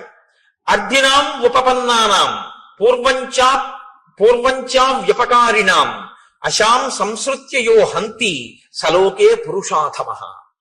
మిత్రులైన వారి దగ్గర ఉపకారాన్ని పొంది ప్రత్యుపకారం చేస్తానని మాట ఇచ్చి చెయ్యవలసిన ప్రత్యుపకారాన్ని చెయ్యకుండా వేళ దాటిపోయినా దాని గురించి పట్టించుకొని వాడెవరున్నాడో వాడిని పురుషాధముడు అని లోకం పిలుస్తుంది. శుభం వా యది వా పాపం యోహి వాక్యం ఉదీరితం సత్యేన ప్రతిగృహ్ణాతి సవీర పురుషోత్తమ. ఆ చేసేటటువంటిది పాపమా పుణ్యమా అన్నది కూడా పక్కన పెట్టి మిత్రుడికి ఇచ్చినటువంటి మాటకి కట్టుబడి ఆ కార్యం చెయ్యడానికి ప్రయత్నించేవాడెవడో వాణ్ణి పురుషోత్తముడు అని పిలుస్తారు. కృతార్థానాం మిత్రాణం నభవంతి తాన్ మృతానపి క్రవ్యాదాహ కృతఘ్నాన్ నోపభుంజతే. ఎవరు మిత్రులు చేసిన ఉపకారము వలన తాను గట్టెక్కి మిత్రుణ్ణి గట్టెక్కించడానికి ఉపకారం చెయ్యవలసిన సమయంలో ఉపకారం చెయ్యకుండా ముఖం చాటేసి తిరిగి జీవితాన్ని వెళ్లబుచ్చుకునే ప్రయత్నం చేస్తాడో అటువంటి వాడు మరణించిన తరువాత వాడి శరీరాన్ని కుక్కలు కూడా ముట్టుకోవు అని చెప్పు. నూనం కాంచన పృష్టస్య విరుష్టస్య మయారణే ద్రష్టుం ఇచ్చతి చాపస్య రూపం విద్యుద్గణోపమం. బంగారు మొనలతో ఉన్నటువంటి నా ధనస్సుని పట్టుకుని నేను మళ్ళీ యుద్ధ భూమిలో నిలబడి వింటినారిని విప్పి ధనస్సుని వంచి వింటినారిని కట్టి నా అక్షయ బాణ తూణీరంలోంచి మెరిసిపోతున్న బంగారు బాణాన్ని వింటినారిని టంకారం చేసి బాణమును తొడిగి ప్రయోగించడానికి సిద్ధపడినప్పుడు వచ్చేటటువంటి పిడుగుల ధ్వనిని వినాలని సుగ్రీవుడు కోరుకుంటున్నాడేమో కనుక్కో. అంటే విడిచిపెట్టడానికి సిద్ధంగా లేనని చెప్పు. ఎంత మర్యాదగా ఉంటుందో చూడండి ఆ మాట. నిన్ను చంపేస్తాను అనడు. నా బాణపు అల్లెత్రాడు కట్టి బాణప్రయోగం చేయడానికి సిద్ధంగా ఉన్నప్పుడు నేను చేసేటటువంటి ధనుష్టంకారాన్ని యుద్ధభూమిలో వినాలనుకుంటున్నాడా అడుగు. అంటే శత్రువుగా నిలబడిపోవలసి వస్తుందని గుర్తు పెట్టుకోమ్మ మనం అని కఠినంగా మాట్లాడటం. ఆ మాటలో కూడా ఎంత సౌమ్యంగా ఉంటుందో, అప్పుడు కూడా ఎంత మాటలో ఎక్కడ మీకు అశ్లీలత కానీ అసలు ఆ మాటలో వ్యగ్రత కానీ కనపడవు. అంత అందంగా ఉంటుంది ఆయన మాట్లాడితే. అందుకే శ్రీరామాయణాన్ని బాగా చదివి రామాయణం బాగా జీర్ణమైనటువంటి వాళ్ళు కోపంతో మాట్లాడినా అందంగానే ఉంటుంది. ఎందుకంటే ఆ భాష అటువంటి సుసంపన్నమైన హృదయం అలవాటు అవుతాయి. కాబట్టి నచ సంకుచిత పంథ ఏన వాలీహతో గత సమయే తిష్ట సుగ్రీవ మావాలి పదమన్వగాహ. వాలి విడిపోయినటువంటి మార్గం ఇంకా మూసుకుపోలేదు, తెరిచే ఉందని గుర్తు చేయి. అలా వెళ్ళాలి అనుకోకపోతే తానన్న మాట నిలబెట్టుకోమన్నానని చెప్పు. వాలి వెళ్ళిన మార్గం మూసుకుపోలేదంటే అటు పంపిస్తానని చెప్పంటే వాలికి వెళ్ళాడు, మృత్యువుని పొందాడు, అదే పొందుతాడని చెప్పు. ఆ మాట నోటితో అనడం. ఎందుకంటే మిత్రుడి విషయంలో అసలు ఆ మాట నోటి వెంట రాకూడదు. కాబట్టి ఎంత అందంగా మాట్లాడుతున్నాడో చూడండి. తన ధర్మం నుంచి తాను ఒక్క అడుగు తొట్టు పడకుండా నిలబడుతుంటాడు ఎప్పుడు. ఆ కోపంలో కూడా. అందుకే ఆయన మహానుభావుడు కోపం తెచ్చిపెట్టుకుంటాడు తప్ప కోపానికి వశుడు కాడు. ఆయన ఒక్క అరణ్యకాండలోనే అలా వశుడైంది. లక్ష్మణుడు చెప్పగానే మళ్ళీ మాట విన్నాడంతే. కాబట్టి అంత అందంగా ఉంటుంది ఆ మాట. కోపానికి వశుడైపోయినటువంటి వాడి వెర్రికేకలు, వాడి మాటలు, వాడి నోట్లోంచి వచ్చే ధూర్త ప్రలాపన ఇంకోలా ఉంటాయి. కోపాన్ని అదుపులో పెట్టుకుని తను ఎక్కడ మనస్సులో బాధపడుతున్నాడో దాన్ని అవతల వాడికి సందేశాత్మకంగా అందించాలనేటటువంటి ప్రజ్ఞ ఉన్నవాడి యొక్క వాగ్ధోరణి అనన్య సామాన్యంగా ఉంటుంది. భావము యొక్క వ్యగ్రత ఉంటుంది తప్ప భాష యందు వ్యగ్రత ఉండదు. భావము మాత్రం సుస్పష్టంగా ఉంటుంది, అందులో సందేహమే ఉండదు. కానీ భాష మాత్రం అమంగళకరమైనది కాని, అశ్లీలమైనది కాని, వినడానికి ఖేదంగా ఉండేటటువంటిది కాని అటువంటి భాష వాడరు. ఎందుకో తెలుసా అండి? అక్షరములన్నీ కూడా పరాశక్తి యొక్క స్వరూపం. అమ్మవారి స్వరూపం ఇది వేరు. ఈ స్వరూపాన్ని స్థూల రూపం అంటారు. ఇది కాకుండా అమ్మవారికి ఒక రూపం ఉంటుంది. ఆ రూపం అక్షరాలన్నీ సంస్కృతంలో మాతృకలు అని పిలుస్తాం. ఆ అక్షరాలన్నీ ఏముంటాయో ఆ అక్షరాలన్నీ అమ్మవారి యొక్క స్వరూపాలు.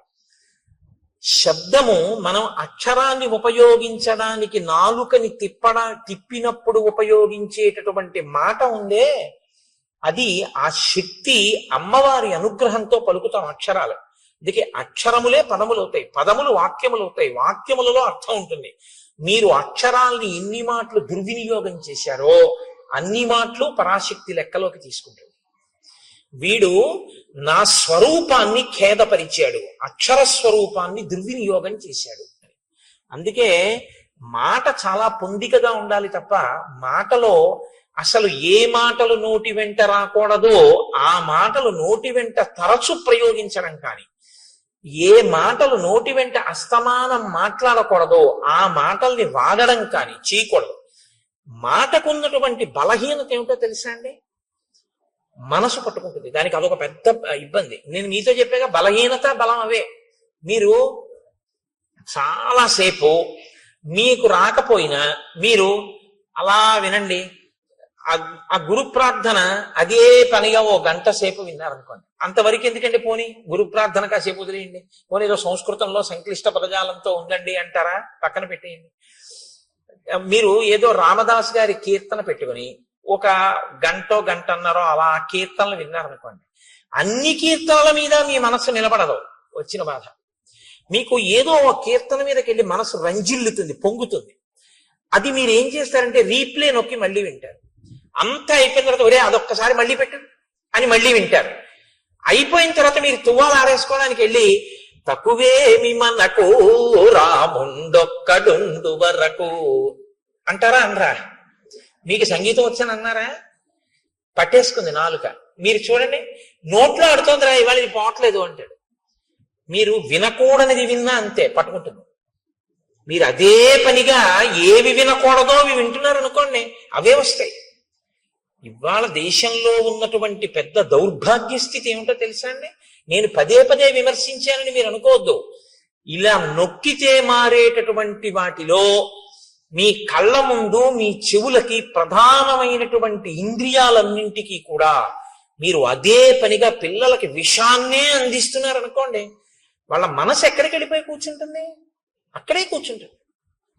దాని మీదే వాడికి వ్యామోహం పెరిగిపోతుంది. ఇంకా ఇంద్రియాలు ఎప్పుడూ దాని మీదే పనిచేస్తే మనసు దాంతో తాదాత్మ్యత చెందిపోతుంది, వెంపర్లాడిపోతుంది. దానికోసమే అదే చూడాలి, అదే చూడాలి, అదే చూడాలి తాపత్రయం. ఏమిటి చూడడానికి ఇందులో అని పడుకోలేడు. మారి మారి మారి మారి అది రామకృష్ణ పరమహంస మాటల్లో అయితే నల్లమందు మరిగిన నెమలి అంటారు.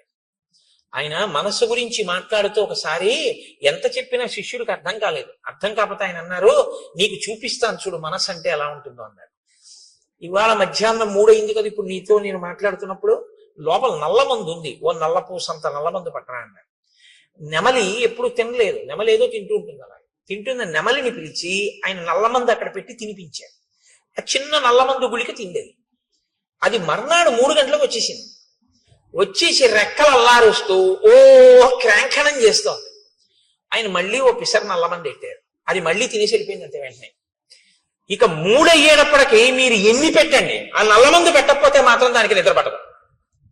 అది ఇంకేమీ తినదు. అది మిగిలిన వాటిని కూడా పొడి చేస్తుంది. అంటే అంత గొప్ప నెమలి ఒక్కసారి నల్లమందు పుచ్చుకోవడానికి అలవాటు పడింది అంతే. ఇప్పుడు అది నల్లమందుకి బానిసైంది. మీ మనసు నల్లమందు విషయమే కాదు, మీ ఇంద్రియములనేటటువంటి ద్వారములను తెరిచి దేన్ని లోపలికి పుచ్చుకోవడానికి అలవాటు చేశారో దాన్ని పుచ్చుకొమ్మనే జరుగుతుంది. మీరు అదే పనిగా ఒక దానికి అలవాటు పడిపోయారనుకోండి, ఇంకా అదే పని. ఏమున్నదండి ఇప్పుడు ఇవాళ లోకంలో? నేను తరచు విమర్శించాను, మీరు దయచేసి ఏమనుకోద్దు. వేళ లేదు, పాలలేదు. అసుర సంధ్య వేళ దీపాలు పెట్టారు అంటే సనాతన ధర్మంలో ఈ దేశంలో ఒక గౌరవం ఉంది. దీపం పెడితే ప్రతి ఇంటిలోనూ కూడా గృహలక్ష్మి అయిన ఆడది మంగళసూత్రాన్ని కళ్ళకద్దుకుంటుంది. అవునా కదా? సంధ్యాదీపం వెలిగించారు అంటే మంగళసూత్రాన్ని కళ్ళకద్దుకుని ఓసారి ఆ గౌరమ్మకి నమస్కారం చేస్తారు.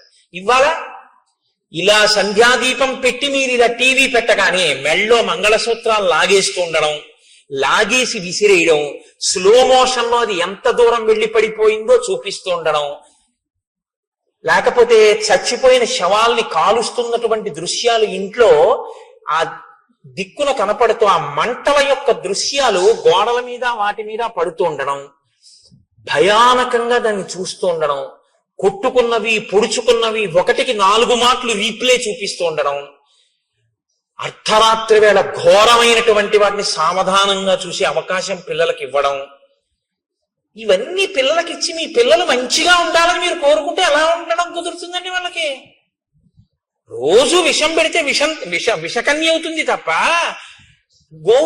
అది ఆవుదూడ ఎలా అవుతుంది? ఇవాళ మన దౌర్భాగ్యం అంతా దీని గురించే ఏడిచారు మహానుభావులు శాసనసభల్లో. సంస్కృతి నశించిపోతుందా అని ఏడిచారు. సంస్కృతి నశించిపోయాక నీకు భౌతిక భోగం ఎంతున్నా దాని వల్ల ఉపయోగం ఏమీ ఉండదు. Scientific advancement without an iota of restraint is totally dangerous to the entire society. మీరు ఆలోచించండి నేను అన్నమాట. సెల్ ఫోన్ 2-వీలర్ మీద పెడుతూ మాట్లాడకూడదన్న నిగ్రహం లేనటువంటి వాడికి మీరు సెల్ ఫోన్ ఇచ్చి పంపిస్తే వాడితో పాటు ఇంకో కుటుంబం అంతా ఆధారపడిన ఇంకో వ్యక్తి జీవితం కూడా ప్రమాదంలోకి వెళ్ళిపోతాయి. సైంటిఫిక్ అడ్వాన్స్మెంట్ తప్పనాలా మనిషికి సెల్ఫ్ రెస్ట్రైంట్, తనని తాను నిగ్రహించుకోగలిగిన శక్తి లేకపోవడం తప్పనాలా? నిగ్రహం లేకపోవడం తప్పు. నిగ్రహం అస్తమానం నీకు ఎవడు నేర్పుతాడు? అంగుళం పోలీసులు పెట్టి నీకు నేర్పుతారా? మనిషివి కాబట్టి నీకు ఉండాలి. మనిషిగా ఎలా బతకాలో రామాయణం చదివితే వస్తుంది. ఆ రామాయణం అందుకే మనుషుల్ని మనుషులుగా ఇబ్బంది లేకుండా బ్రతకగలిగినటువంటి స్థితి కావాలి అంటే మీరు ఏది చూడొచ్చో ఏది చూడకూడదో, మీ మనసు ఎందుకు పాడవుతుందో, మీ మనసు ఎందుకు పవిత్రం అవుతుందో మనోరంజకత్వం కోసం కావలసి ఉంటుంది. మనోరంజకత్వం అంటే నువ్వు కాసేపు సంతోషంగా ఉల్లాసంగా గడపాలి అంతే, అంతవరకే. ఒక్కొక్క దాని ప్రయోజనం దేని కొరకు అంటే దాని ప్రయోజనం అంతవరకే. నువ్వు ఉల్లాసంగా కాసేపు ఏదో బడలిపోయావు, కాసేపు ఏదో కాస్త ఉల్లాసంగా ఉండాలి, కాబట్టి ప్రమాదకరము కానటువంటి ఉల్లాసభరితమైనది చూడ్డానికి నువ్వు కొన్నింటిని వాడుకోవాలి. వినోదం వినోదం హద్దుల్లో ఉండాలి. వినోదం హద్దులు దాటిపోయి వెళ్ళిపోయి మేము సమాజాన్ని బాగు చేయడానికి ఇవన్నీ తీయలేదన్న మాట నువ్వు అనకూడదు, తప్పది. దాని ప్రభావం సమాజం మీద ఉండి తీరుతుంది. నువ్వు ఆ మాట అంటే ఎలా అవుతుంది? కుదరదది. కాబట్టి ఇవాళ ఈ హద్దులు ఎందుకు దాటిపోయామంటే మనం రామాయణాన్ని మరిచిపోకుండా ఉండగలిగితే మనం ఖచ్చితంగా హాయిగా ఆనందంగా ఏ వస్తువుని ఎక్కడ వరకు వాడుకోవాలో అక్కడ వరకు వాడుకోగలిగిన ప్రజ్ఞ భాషించి ఉండేది. ఇది రామాయణం చెయ్యగలిగినటువంటి గొప్ప ప్రయోజనం. ఇది మీరు పిల్లలు చూడండి, ఏదైనా కథ చెప్పమ్మమ్మ, ఏదైనా కథ చెప్పు తాతయ్య అంటారు. ఏం కథ చెప్తాను? రాత్రి 7ంటికి సీరియల్ వస్తుంది చూడు అంటే వాడు అదే చూసి మీరు అదే చూస్తే, మీరు అంటే మీరు కాదు, మీరేం చూడరు, నా గురించి నేను చెప్పుకునేది. కాబట్టి అసలు ముందు మనకొకటి వస్తే రా నీకొక చెప్తాను, కూర్చో. ఏమైందో తెలుసా? ఒకసారి సుగ్రీవుడు ఏం చేశాడో తెలుసా? ఏం చెప్పారో తెలుసా? హనుమ, అదిగో నువ్వు దండం పెడతావే ఆ స్వామి బుద్ధిమతాం వరిష్టం. ఏం చెప్పారో తెలుసా? ఇదిగో కాలం దాటిపోతే ప్రమాదం వస్తుంది, వేళ పట్టున చెయ్యవలసింది వేళ పట్టున చెయ్యాలని చెప్పారు అని ఈ ఘట్టాన్ని చెప్పండి. ఆ పసిపిల్లల మనస్సు మీద కాలము యొక్క విలువ, చేయవలసిన వేళకి చెయ్యడం అనేటటువంటిది ఎంత ముఖ్యమో నాటుకుంటుంది. పిల్లల హృదయాలు ఎటువంటివో తెలుసా అండి? బాగా దుక్కి దున్ని నీరు పెట్టి ఇంకా మీరు విత్తనం వేయడానికి సిద్ధంగా ఉన్నటువంటి సుక్షేత్రములవి. అక్కడ మీరు తులసి గింజలు వేశారనుకోండి, అది తులసివనం. మీరు అక్కడ ఆకుమడి వేస్తే అది వరి చేను, మీరు అక్కడ చెరుకు వేస్తే చెరుకు తోట, మీరు మారేడు చెట్లు వేస్తే మారేడు, మీరు గంజాయి మొక్కలు వేస్తే గంజాయి వనం. వేసేవాడి మీద ఉంటుంది తప్ప క్షేత్రంలో తప్పు లేదు. మీరే విత్తనం వేస్తే ఆ చెట్టే అక్కడ లేస్తుంది. తప్పంటూ ఎక్కడైనా ఉంటే మనం పిల్లల మనసుల్లో వెయ్యకూడనివి వేసిన పెద్దలది తప్పు తప్ప అది పుచ్చుకోవడానికి సిద్ధంగా ఉన్న క్షేత్రంది ఎప్పుడూ తప్పు కాదు. అందుకే పిల్లల మనసుల్లో వెయ్యవలసిన విత్తనం వెయ్యడం తన బాధ్యతగా గుర్తించకపోవడం కూడా దోషమే. తన కర్తవ్యం తను చెయ్యాలి, పిల్లలకి చెప్పవలసింది తాను చెప్పాలి. వాళ్ళు విన్నారా వినలేదా నీకు అనవసరం, నీ కర్తవ్యం నువ్వు చేసావా లేదా, ఒక్కడు బాగుపడ్డాడు చాలు. నీ పిల్లలకి నువ్వు చెప్పాలి, వాడు విన్నాడా వినలేదా నీకు అనవసరం, నీ కర్తవ్యం నువ్వు చెయ్యి. ఇది శ్రీరామాయణం మనకి నేర్పుతుంది. కాబట్టి హనిష్యామి సబాంధవం, వాలిని ఒక్కడే చంపేశాను ఒక బాణంతో, సుగ్రీవుణ్ణి సబాంధవంగా బంధువులందరితో చంపేస్తానని. ఇప్పుడు ఈ మాట లక్ష్మణుడు ఇది విన్న తర్వాత అన్నయ్య అంత బాధపడుతున్నాడు అంటే ఊరుకుంటారండి? ఈ రెండిటికి ఒక తేడా ఉంది. ఒకటి అంటిస్తే పేలిపోతుంది, ఒకటి పేలద్దులే అనుకుంటే ఆగిపోతుంది. దీనికి ఆ నిగ్రహ శక్తి ఉంది, దానికి ఆ నిగ్రహ శక్తి తక్కువ. కాబట్టి ఇప్పుడు రాముడు అమ్మ బాబోయ్ వీణ్ణి వెళ్ళమన్నాను, నేను బాధపడ్డం విన్నాడు, ఇప్పుడు వెళ్ళి సుగ్రీవుని చెప్పేస్తాడు బాణం వేసి. అక్కడ పరిస్థితి కొంచెం ఏమైనా తేడాపాడాగా అసలు నన్ను పట్టించుకోనట్లు కనపడితే బాణమే వదిలిపెట్టేస్తాడంతే. కాబట్టి వెంటనే పిలిచన్నాడు, నహివై తద్విధో లోకే పాపమేవం సమాచరేత్ పాపమార్గేణ యో హంతి సవీర పురుషోత్తమ. నాన్న యుక్తాయుక్త విచక్షణతో బాగా ఆలోచించి కేవలము పాపాత్ముడే, ఇంకా వాడు మారడానికి అవకాశం లేదన్న వాణ్ణి చంపాలి తప్ప, మారడానికి అవకాశం ఉంది, వాడు ఒక మాట చెప్తే మారతాడు, ఏదో తప్పు జరిగిపోయింది, వాడు తనని తాను మరిచిపోయి ఏదో వ్యసనానికి లోనైపోయి కాలాన్ని మరిచిపోయి కామమునకు వశుడై ఉన్నాడు తప్ప, చెప్తే ఇప్పుడు విని మళ్ళీ బుద్ధి మార్చుకునేవాడు అనుకుంటే చెప్పకూడదు సుమా. అందుకని తొందరపడి సుగ్రీవుని చంపేశావు, అటువంటి పని చెయ్యకు. నేదం అద్యత్వయా గ్రాహ్యం సాధువృత్తేన లక్ష్మణ తాం ప్రీతిం అనువర్తస్య పూర్వవృత్తం చ సంగతం. నువ్వు వెళ్ళేటప్పుడు సుగ్రీవుడితో పూర్వ స్నేహం ఎలా ఉండేదో, మనం అందరం ఎంత ప్రేమగా మాట్లాడుకునే వాళ్ళమో, మన పట్ల సుగ్రీవుడు ఎంత ప్రీతిపాత్రుడో బాగా స్మరించుకుంటూ వెళ్ళు. మీరు ఏది స్మరించుకుంటూ వెడితే మనసు అలా ఉంటుంది. మీరు వ్యగ్రతతో అన్నయ్య కోపమే తలుచుకుంటూ వెడితే కట్టలు తెచ్చుకుంటుంది. మీరు ప్రీతిని స్మరించుకుంటూ వెడితే కొంచెం మంచి మాట చెప్పడానికి అవకాశం ఉంటుంది, అప్పుడు మనసు మీ అదుపులో ఉంటుంది. లక్ష్మణుడి మనసు లక్ష్మణుడి అదుపులో ఉండేటట్టు చూస్తున్నాడు. ఏ మనసు లక్ష్మణుడి అదుపు తప్పుతోందని గుర్తించాడో దాన్ని మళ్ళీ లక్ష్మణుడి అదుపులోకి తీసుకెళ్తున్నాడు. అందుకని కదండి గురువు అయ్యాడు ఆయన. మహానుభావుడు, అందుకని నేను గురువుగా అనువర్తిస్తున్నానన్నాడు ఆయన. మాట ఎంత ప్రమాదమో ఒక్కొక్కరు ఇంకొకరు ఖేద పడితే చూడలేరు, అంత ప్రీతి ఉంటుంది. ఆయన బాధపడ్డాడు అనుకోండి, అయ్య బాబోయ్ ఆయనంత బాధపడ్డామా అని నాకేమైనా పర్వాలేదని చెప్పి ఈయన విడిపి ఆయనతో కలిపి పెడిపోతాడు కూడా. కాబట్టి మీరు గబుక్కుని ఎక్కడ పడితే అక్కడే ఎలా పడితే అలా మాట్లాడకూడదు. అవతల వారికి మీ మీద ఉన్నటువంటి ప్రీతి వలన వచ్చేటటువంటి పరిణామములను కూడా దృష్టిలో పెట్టుకుని మాట్లాడవలసి ఉంటుంది. ఇది రాముడి యొక్క పరిణతి. కాబట్టి వెంటనే వెనక్కి పిలిచి సామోపహితయామాచ రూక్ష్మాణి పరివర్జయం వక్తుం అర్హసి సుగ్రీవం వ్యతీతం కలపర్యే. అందుకని నాయన పరుషమైన మాటలకు మాట్లాడకు సుగ్రీవుడి దగ్గర. చాలా సున్నితమైన మాటలతో మిత్రుడికి చెప్పినట్లు చెప్పు. కాలము దాటిపోయింది, రాముడు బాధపడుతున్నాడు అన్న సందేశాన్ని అందించు తప్ప ఆయన మనసు ఖేదపడేటట్టుగా తీవ్రమైనటువంటి మాటలను వాడవద్దు అని చెప్పాడు.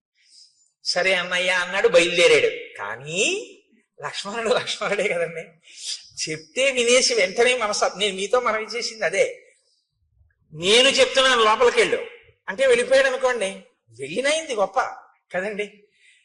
రాముడు చెప్పిన లక్ష్మణుడు కోపాన్ని అంతగా వెంటనే నిగ్రహించేసుకోలేడు. కారణం ఏమిటి? లక్ష్మణుడికి సుగ్రీవుడి మీద కోపం లేదు, లక్ష్మణుడి బెల్లాన్ని ఎత్తుకోలేదు రావణాసురుడు. రాముడు కష్టపడితే చూడలేడు, రాముడి కళ్ళం మట్టి నీళ్లు కారకూడదు. తన జీవిత ప్రయోజనం ఒకటే, రాముడు సంతోషంగా ఉండాలి తప్ప ఆయనకి ఇంకేం అక్కర్లేదు జీవితంలో. ఆయన ఒకే ఒక్క జీవిత లక్ష్యం ఏమిటంటే రాముడు సంతోషంగా ఉండాలి. రాముడు సంతోషంగా లేడి ఇవాళ బాధపడ్డాడు, ఎవరి వల్ల బాధపడ్డాడు? అదిగో ఆయన వల్ల బాధపడ్డాడు, అంతే. ఇంకిప్పుడు ఎంత కోపంగా ఉంటాడంటే ఇంకా అదుపు చేసుకోలేకపోయాడు కోపాన్ని అన్నది చెప్పడానికి మహర్షి ఎంత అందంగా చెప్తారో తెలుసా అండి.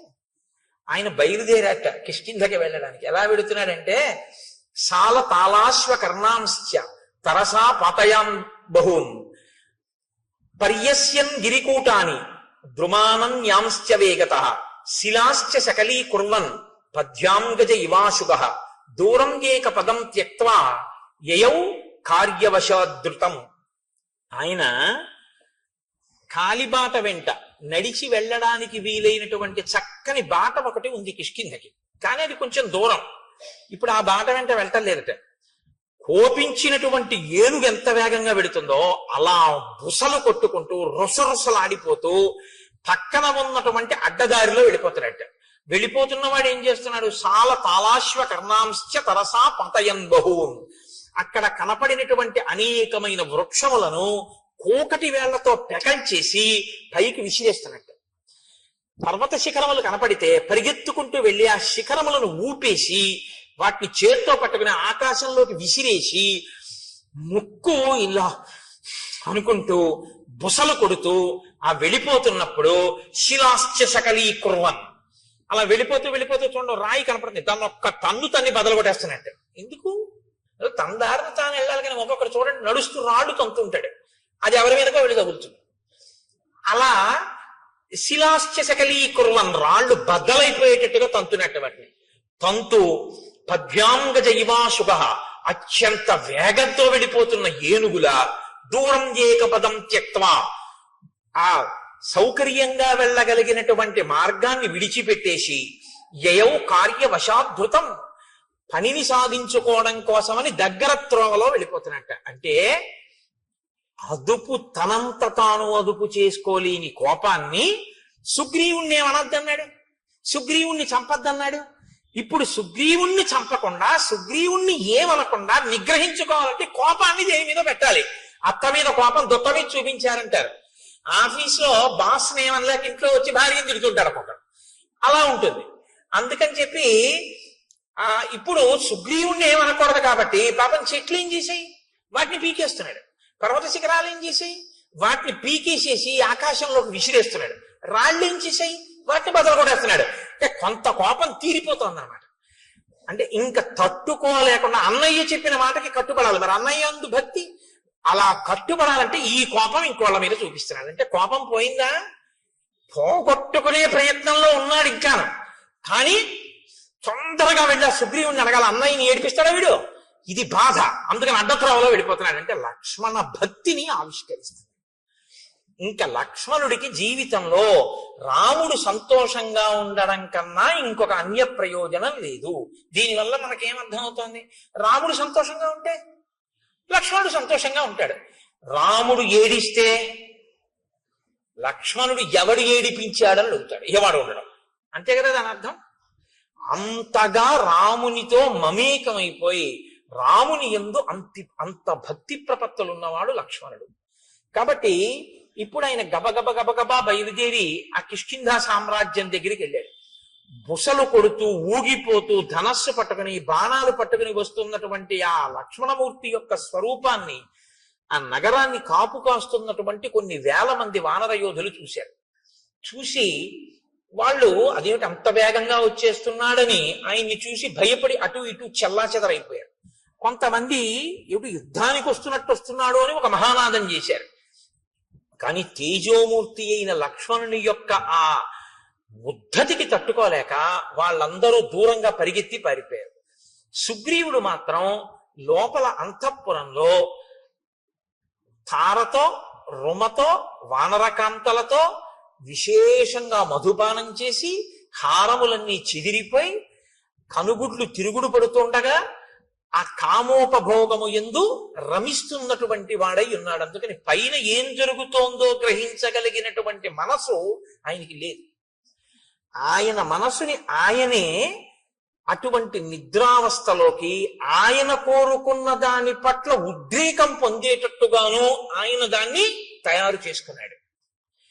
ఈశ్వరుడు చక్కని మనస్సుని మీకు ఇచ్చి స్పందించగలిగిన శక్తితో కూడిన ఒక చక్కటి దాన్ని మీకు ఇచ్చాడనుకోండి, దాన్ని ఉత్ప్రేరకములతో మీకు కావలసిన రీతిలో ఉద్రేకపడేటట్టు మీరు తయారు చేసి స్పందించగలిగిన శక్తి దానికి చంపేస్తే ఈశ్వరుడిదా దోషం మనది. అక్కడ యజ్ఞవేది ఉందనుకోండి, ఒక యజ్ఞవేది వెలుగుతోంది, హవిస్సులు ఇస్తున్నారు, అందులోకి పట్టుకొచ్చి నేను సారా పోసాను అనుకోండి, ఇప్పుడు వేదికి ఇబ్బందా నాకు ఇబ్బందా? వేదికేమండి, ఆ వేదికేమవదు, అప్పటికి అపవిత్రం అవుతుంది. మళ్ళీ ఏదో ప్రాయశ్చిత్త కర్మ చేసి యజ్ఞం చేస్తారు. కానీ పోషిన నేను నాకిక నిష్కృతి ఏముంది? ఇక్కడ స్వయంగా పరమేశ్వరుడే కూర్చుని అగ్నిహోత్ర జ్వాలగా వెలుగుతున్నాడు. వెలిగి మనం వేసిన పదార్థాలన్నిటినీ ఆయన పచనం చేస్తున్నాడు. పచనం చేసి నెత్తుటిగా మార్చి దీంట్లోకి ప్రవహింపచేసి తెల్లవారేటప్పటికి పిప్పిని విసర్జించడానికి వీలుగా సిద్ధం చేస్తున్నాడు. నేను నిద్రపోతానేమో కానీ ఆయన నిద్రపోడు. అహం వైశ్వానరో భూత్వా ప్రాణినాం దేహమాశ్రిత ప్రాణాపాన సమాయుక్తం పచాన్యన్నం చతుర్విధం. ఆ అగ్నిహోత్రం వెలుగుతూనే ఉంటుంది.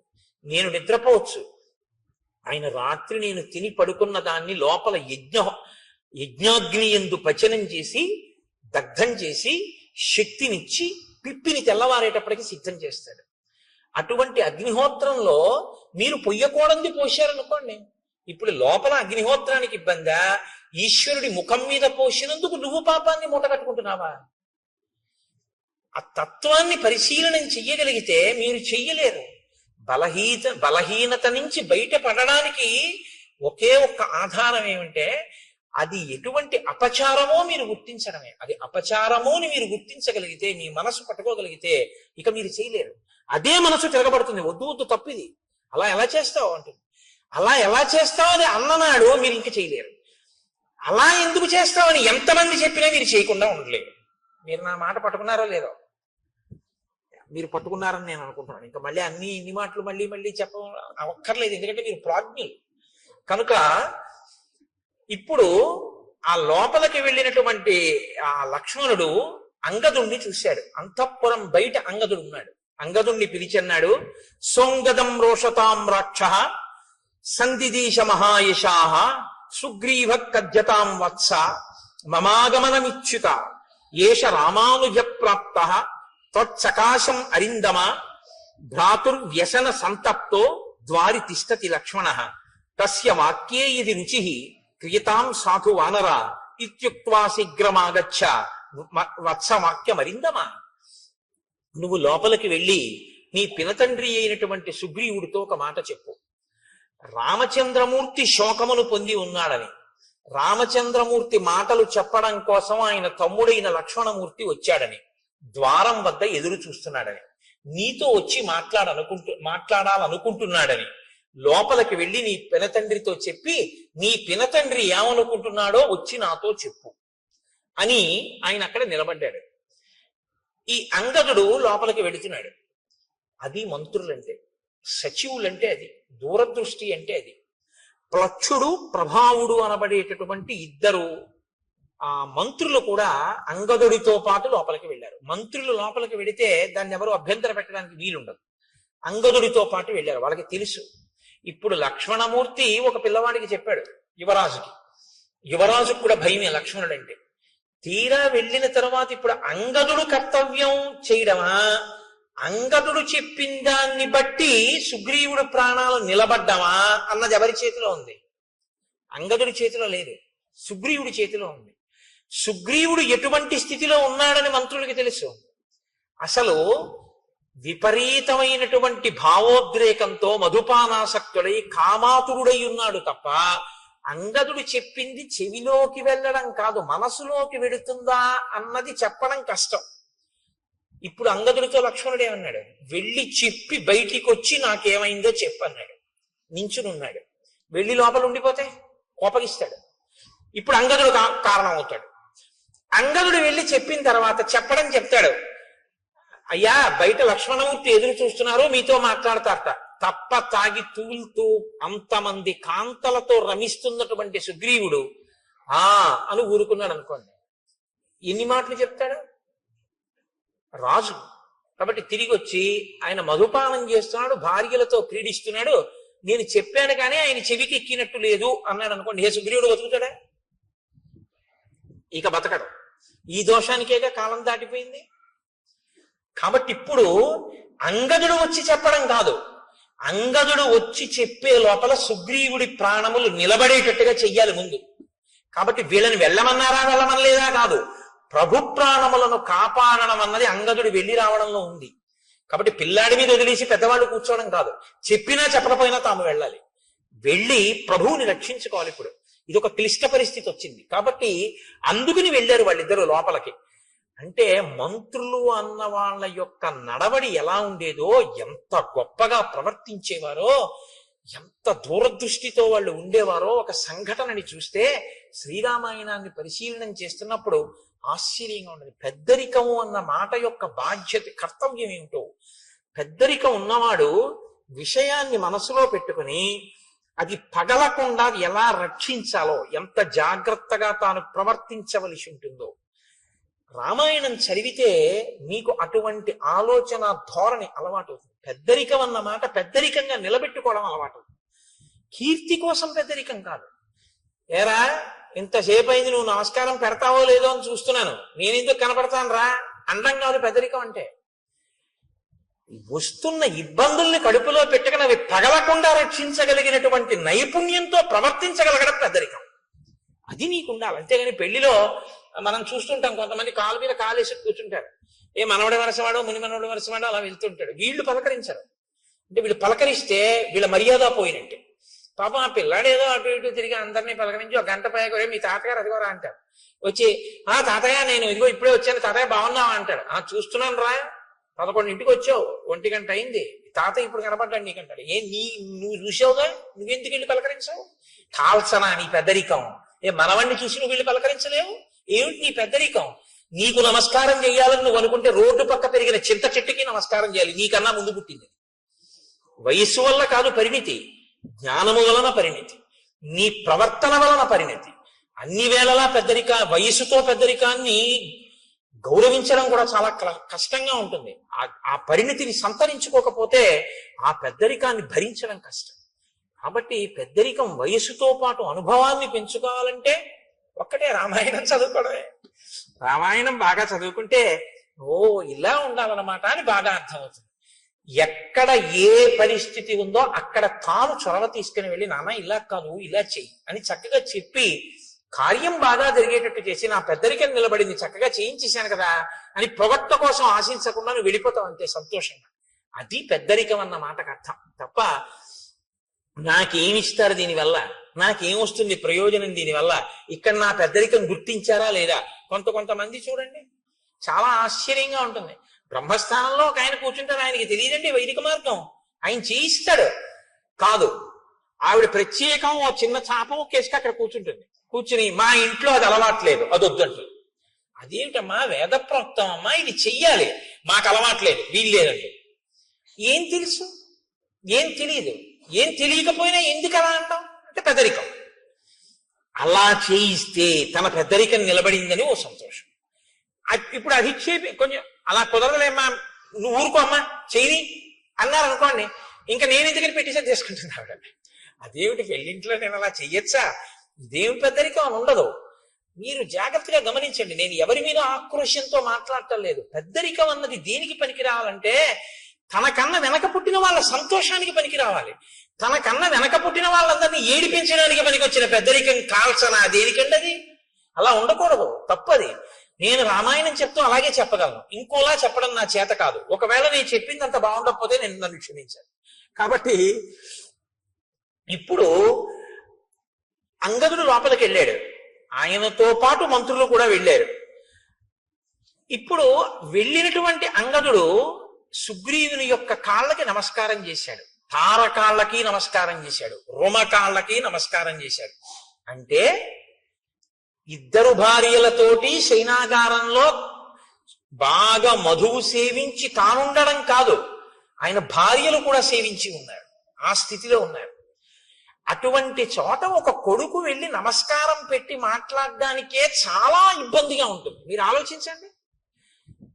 నేను ఒక్క మాట చెప్తా, అంతకన్నా దాటి చెప్పడం నా సంస్కారానికి కూడా ఇష్టం ఉండదు. వాళ్ళు తల్లులు, ఆయన తండ్రి, వాళ్ళు అలా ఉండగా ఓ కొడుకు వెళ్ళి నమస్కారం చేయడం అన్నది ఆయనకి ఎంత బాధగా ఉంటుంది మీరు ఆలోచించండి. ఇంకొకప్పుడు ఇలా ఉండకుండా ఉంటాడు, వెళ్ళి చెప్తాను మా నాన్నగారికి అనడానికి అలా ఉండకుండా తండ్రి ఉంటాడన్న నమ్మకం లేని స్థితిలోకి వెళ్ళిపోయి ఉన్నాడు ఆయన. కాబట్టి ఇప్పుడు లక్ష్మణుడికి చెప్పుకోలేడు అంగదుడు. ఇది చిన్న పిల్లల్ని ఇబ్బంది పెట్టే పెద్దరికంగా మారడం అంటే. కాబట్టి ఇప్పుడు పాపం అలాగే వెళ్ళి నమస్కారం చేశాడు. నమస్కారం చేసి అంజలి ఘటించి చెప్పాడు. లక్ష్మణమూర్తి కోపంగా ఉన్నారు, రాముడు శోకంతో ఉన్నట్ట, ఆయన చెప్పమన్నది చెప్పడానికి వచ్చాడు, ఎదురు చూస్తున్నాడు, నిన్ను కలుస్తానంటున్నాడు, నన్ను వచ్చి ఏ మాట చెప్పమన్నాడు, కాబట్టి నేను ఏం చెప్పను అని అడిగాడు. ఈయన చెప్పిన మాట ఆయన మనసులోకి వెళ్ళలేదు, ఆయన తలకెక్కలేదు. ఎందుకు ఎక్కలేదంటే ఆయన మనసు ఇక్కడ లేదు, ఇంకొక దాని యందు అనురక్తమై ఉంది. కాబట్టి ఇప్పుడు ఆయన వినే స్థితిలో లేడు. ఇప్పుడు కాసేపు మీరు ఆ పనులు ఆప్ చేసి ఈ వినండి అనే స్థితిలో కొడుకు లేడు. చూడండి, ఆ వ్యసనము హనుమ చెప్పింది ఇదే కదా, వచ్చేసిందా లేదా పరిస్థితి. చూస్తుండగా వచ్చేసింది అంతే, ప్రాణ సంకటంలో గడిపాడు సుగ్రీవుడు. ఇప్పుడు ఈశ్వరానుగ్రహం పనిచేసింది. కేవలం మిత్రుడు చంపకూడదు అనుకున్న రాముని యొక్క అనుగ్రహమే బహుశా సుగ్రీవుణ్ణి కాపాడు. లక్ష్మణుని యొక్క కోపంతో లక్ష్మణుడు దగ్గరికి వచ్చి అంగదుడు మాట చెప్పిన తరువాత లోపలికి వెడదామని ముందుకు నడిచొస్తున్నటువంటి లక్ష్మణుణ్ణి చూసి భయపడిపోయినటువంటి కొన్ని వేల వానరములు ఏకకాలంలో ఒక పెద్ద నాదం చేశాయి. లోపలికి వెళ్ళిపోతున్నాడు, ఇంత కోపంగా ఉన్నాడు, అంగదుడు పైకి రాలేదు, ప్రభువు మత్తిల్లి ఉన్నాడు, ఏమవుతుందో అని వాళ్ళు ఒక పెద్ద నాదం చేశారు అందరూ. ఇన్ని వేల వానరములు ఒక్కసారి నాదం చేస్తే సుగ్రీవుడు ఉలిక్కి పడ్డాడు. అంటే ఆయన ఎంత తాగి ఉన్నాడో, ఎంత మత్తులో ఉన్నాడో మీరు ఆలోచించారు. ఇప్పుడు ఆయన ఉలిక్కి పడి సచివుల్ని పిలిచాడు. అందుకొచ్చారు ఆ ప్లక్షుడు ప్రభావుడు, వెంటనే మంత్రుల దగ్గరికి వచ్చారు. అన్నాడు, ఎందుకు అలా అరుస్తున్నారు వానరులు అని అడిగాడు. అప్పుడు వాళ్ళు చెప్పారు, ఎందుకు అరుస్తున్నారేమిటి. లక్ష్మణమూర్తి వచ్చాడు, రాముడు కోపంగా ఉన్నాడు, రాముడు శోకిస్తున్నాడు, సందేశం పట్టుకొచ్చాడు, నీతో మాట్లాడతాట, నీ దగ్గరికి వస్తాట, ఏం చెప్పమంటావు అని అడిగాడు. అడిగితే ఇప్పుడు అన్నాడు, సర్వదా సుకరం మిత్రం దుష్కరం పరిపాలనం అనిత్యత్వాక్ష చిత్తానాం ప్రీతిరల్పేపి విద్యతే. నేను రాముని పట్ల ఏ అపచారము చేయలేదు, రాముడి పట్ల ఒక్క మాట తప్పుగా మాట్లాడలేదు. బహుశా రాముడితో నా స్నేహాన్ని చెడగొట్టడానికి నేనంటే కిట్టని వాళ్ళు ఎవరో నేను సుఖపడ్డం ఇష్టం లేక రామలక్ష్మణులకి నా మీద ఏవో చాడీలు చెప్పి ఉంటారు. చెప్పినా రామలక్ష్మణులు నమ్మకూడదే, ఇంత ఆగ్రహం ఎందుకు వచ్చింది అని ఇప్పుడు పెద్దల మాటలు జ్ఞాపకానికి వచ్చి ఇప్పుడు అన్నాడు, సర్వదా సుకరం మిత్రం దుష్కరం పరిపాలనం. స్నేహం చెయ్యడం మొదలు పెట్టడం తేలిక, స్నేహాన్ని నిలుపుకోవడం చాలా కష్టం అన్నాడు. అంత పెద్ద మాట చూడండి. ఈ ఏడాది మీకు ఒకళ్ళని పరిచయం చేస్తాడు. పరిచయం చేసి, ఈయన నాకు ఆప్తమిత్రుడండి, ఈయన నాకు కుడి చెయ్యి అంటాడు. ఓ 2 ఏళ్ళు పోయాక ఆయన మళ్ళీ వస్తాడు. ఏమంటే మీ పక్కన ఆయన ఉండేవారు కదా, ఆయన మీ కుడి చెయ్యి అనేవారు కదా, ఆయన ఏది అంటాడు. అప్పుడు తెలుసుకోలేకపోయానంటే వాడు దుర్మార్గుడు, వాడిని వదిలేశానంటాడు. ఇప్పుడు వచ్చిన ఆయన ఏమనుకుంటాడు, ఒరే కుడి చెయ్యి అనేవాడు అంత గొప్పగా చెప్పేవాడు ఈయన ఇప్పుడు మళ్ళీ 2 ఏళ్ళు పోయాక వచ్చేటప్పటికీ అబ్బాయి వాడు ద్రోహం అంటున్నాడు ఏంటి అనుకుంటాడా అనుకోడా? తనంత తాను విడిచిపెట్టేయవలసినంత స్థితిని అవతలవాడు కల్పించుకుంటే తప్ప, మీరందుకే స్నేహం మొదలు పెట్టేయడం చాలా తేలిక, స్నేహాన్ని నిలబెట్టుకోవడం చాలా చాలా కష్టం. ఇప్పుడు అంటున్నాడు ఆ మాట. రాముడితో స్నేహం మొదలు పెట్టడం తేలికైంది, ఇప్పుడు ఆ స్నేహాన్ని నిలబెట్టుకోవడం కష్టం అవుతోంది. ఎందుకో తెలుసా? అనిత్యత్వాక్ష చిత్తానాం. మనసు ఉంది చూశారు, ఇది ఒకలా ఉండదు, ఒక్కొక్కప్పుడు ఒక్కొక్కలా ఉంటుంది. అప్పుడు మాట ఇచ్చాను, ఇప్పుడేమో ఇలా ఉన్నాను. చూశారు ఎంత ప్రమాదం వచ్చిందో? ప్రీతి అల్పేపి భిజ్యతే. చిన్న విషయానికి ఒక్కొక్కసారి చాలా ప్రమాదాలు వచ్చేస్తాయి. కాబట్టి స్నేహాన్ని నిలబెట్టుకోవడంలో ఇబ్బంది వచ్చింది అన్నాడు. అని ఇప్పుడు రాముడు చేసినటువంటి మేలు ఏదైతే ఉందో దానిని మాత్రము నేను ఎన్నడూ మరువను. అంతటి మహానుభావుడు రామచంద్రమూర్తి నాకంత ఉపకారం చేశాడు. ఆయనకి నేను ఏ చిన్న ప్రత్యుపకారము చేయలేకపోతున్నానో అని బాధపడుతున్నాను. వాలిని వధించి నాకు రాజ్యం ఇచ్చాడు. ఇవాళ నేను అనుభవించే సుఖాలన్నీ కూడా రాముడు పెట్టిన భిక్ష. అటువంటి రాముడికి నేను ఉపకారం తొందరగా చేయకపోవడం పొరపాటే. అంటే హనుమ అన్నారు సుగ్రీవుడితో, సర్వదా ప్రణయాత్ క్రుద్ధో రాఘవోనత్ర సంశయ భ్రాతరం సంప్రహితవాన్ లక్ష్మణం లక్ష్మీవర్ధనం. సుగ్రీవ, ఇంకా నీకు బాగా బోధపడలేదు. కోపము 2 రకాలుగా ఉంటుంది. ఒకటి ప్రతీకారేచ్ఛతో ఉన్న కోపము, ఒకటి అవతలవాడు పాడైపోతున్నాడని ప్రేమతో కోపం తెచ్చి పెట్టుకుని సంస్కరించాలని ప్రయత్నించడం ఒకటి. రాముడిది ప్రతీకారేచ్ఛతో కూడుకున్నటువంటి కోపం కాదు, ప్రతీకారేచ్ఛతో కూడుకున్నదైతే ఇంకోలా ఉంటుంది. ఇది ప్రణయాత్ క్రుద్ధో, ప్రేమతో కూడిన కోపం. ప్రేమతో కూడిన కోపాన్ని ప్రేమతోటే అర్థం చేసుకోవాలి తప్ప ప్రేమతో కూడిన కోపాన్ని ఇంకొకలా అర్థం చేసుకోకూడదు. కాబట్టి రాముడికి నీ మీద ఎంత ప్రేమ ఉందో అర్థం చేసుకో. ఆయన అంత కోపంగా మాట్లాడినా ఇప్పుడు లక్ష్మణుడు వచ్చేదో చాలా కోపంగా ఉన్నాడని మాట్లాడతాడు. నువ్వేం చేయాలో తెలుసా? ఎంత ప్రేమ లేకపోతే నా మీద ఒక బాణం వెయ్యగలిగిన వాడు వెయ్యకుండా ఇలా కబురు చేశాడు అని అంజలి ఘటించి వినాలి తప్ప నువ్వు నన్ను ఇలా అంటాడా అనకూడదు. ఆ ప్రేమ నిన్ను ఉద్ధరించడానికేనయా కోపం. ఈ శ్లోకం కానివ్వండి ఇవాళ సమాజంలో సరిగ్గా జీర్ణమైతే చాలా మంది మధ్య విభేదాలు, చాలా మంది మధ్య దెబ్బలాటలు, చాలా చాలా ఆత్మహత్యలు ఆగిపోతాయి. అమ్మ దెబ్బలాడితే ఆత్మహత్య ఏమిటండి? నాన్నగారు దెబ్బలాడితే ఆత్మహత్య ఏంటి? భర్త దెబ్బలాడితే ఆత్మహత్య ఏంటి? భార్య పుట్టింటికి వెళ్ళి రావడం ఆలస్యం అయితే భర్త ఆత్మహత్య చేసుకోవడం ఏంటి? అంటే అవతల వారు ఒక మాట అన్నప్పుడు ప్రేమతో అన్న మాటని ప్రేమగా స్వీకరించగలిగినటువంటి లక్షణం కోల్పోతే ఏమైపోతుందంటే అవి ఎప్పుడు పిటపిటలాడుతూ ఉంటాయి తప్ప సంబంధాలు వాటికి అనురక్తి, ఆర్ద్రత అన్న తడి అంటి ఉండవు ఆ సంబంధాలకి. అవి ఎప్పుడు ఎండిపోయినటువంటి వేయించేసినప్పుడల్లా ఉంటాయి. మీరు ఎక్కడ ముట్టుకున్నా పడుక్కుని విరిగిపోతుంది. అలా ఉండకూడదు. చక్కగా ముట్టుకుంటే తడితో ప్రేమ అన్న తడి తగలడం వల్ల మీరు ముట్టుకుంటే సాగేటటువంటి గుణం కలిగినటువంటిదై ఉండాలి.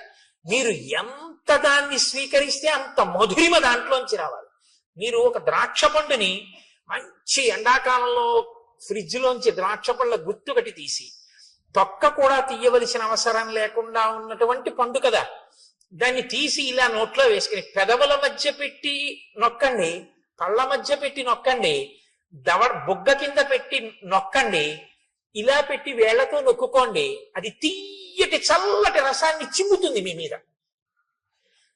కొన్ని కొన్ని అనుబంధాలు అలా ఉండాలి.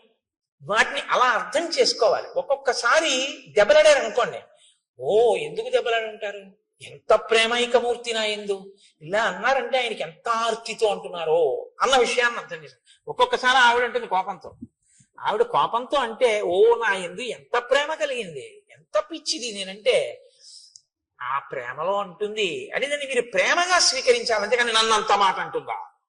1947లో పెళ్ళైన కొత్తల్లో ఇలాగే 57, 67, 77 దిక్కుమాలవన్నీ గుర్తు తెచ్చుకుని అక్కడి నుంచి ఇంకా వారం రోజులు మాటలు మానేసి కంచాలు విసిరేసి నానా అల్లరి చేసేసుకుని ఇల్లు యమలోకం కింద చేసుకుని ఆ తర్వాత ప్రారంభం ఎవరు అనుభవించాలి, వీళ్ళిద్దరే అనుభవించాలి.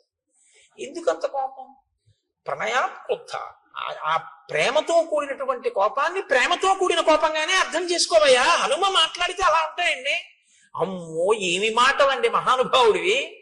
కాబట్టి ఆర్తస్య కృతదారస్య పరుషం పురుషాంతరాత్ వచనం మర్షణీయంతే రాఘవస్య మహాత్మనః. నువ్వు నీ భార్యలతో ఉన్నావు, రాజ్యాన్ని పొందావు, వేల దాటిపోయినా సుఖాలు అనుభవిస్తున్నావు.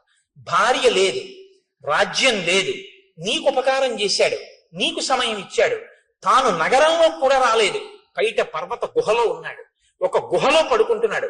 ఇన్నాళ్ళు ఎదురు చూశాడు. ఎంత బాధ వస్తుందో ఇప్పుడు. ఆ బాధలో వచ్చేటటువంటి మాట కొంచెం కష్టంగానే ఉంటుంది నువ్వు వినడానికి, కానీ నువ్వు వినడానికి కష్టంగా ఉందని కాదు వినవలసింది. అవతల వాడి కష్టం ఎంత ఉంటే ఆ మాట వచ్చిందో నువ్వు గమనించాలి.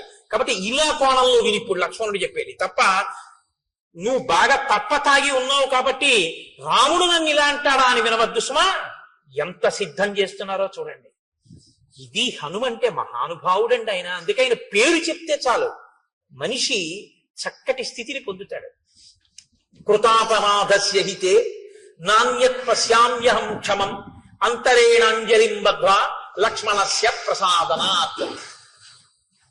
ఓ కిష్కింధకాండే. ఏమి హరిప్రసాద్ గారు చెప్దామా? చూద్దాం అదో సంతోషం. కాబట్టి ఇప్పుడు నువ్వు ఒకవేళ లక్ష్మణుడు వచ్చి క్రుద్ధుడై మాట్లాడినా అంజలి ఘటించి విని తప్ప ఇంకొకలా మాత్రం దాన్ని అర్థం చేసుకుని కోపగించవద్దు అన్న తరువాత ఆ లక్ష్మణుడు అక్కడ నిలబడి ఉన్నాడు. నిలబడి ఉండగా పూజితం నూపురాణంచ కాంచీనాం నినదం తథా సన్నిశమ్య తత శ్రీమాం సౌమిత్రిర్ లజ్జితో భవత్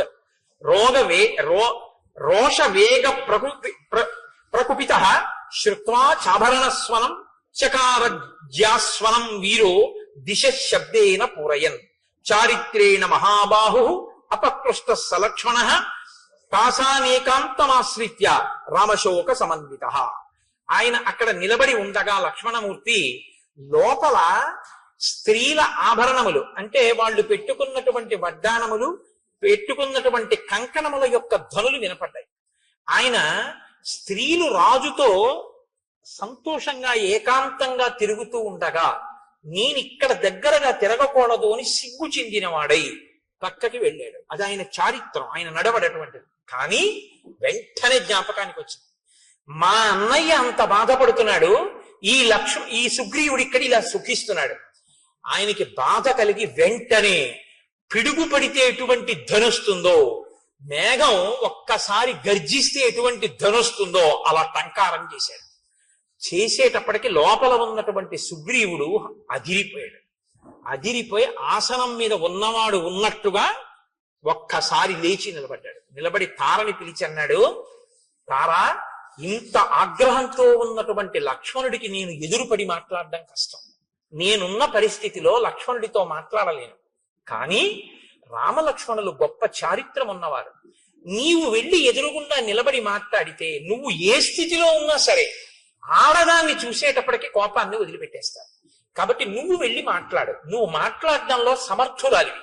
నాతో మాట్లాడడానికి వీలైనంత రీతిలో లక్ష్మణుడి కోపం తగ్గిపోయిన తర్వాత నేను వచ్చి మాట్లాడతానన్నాడు.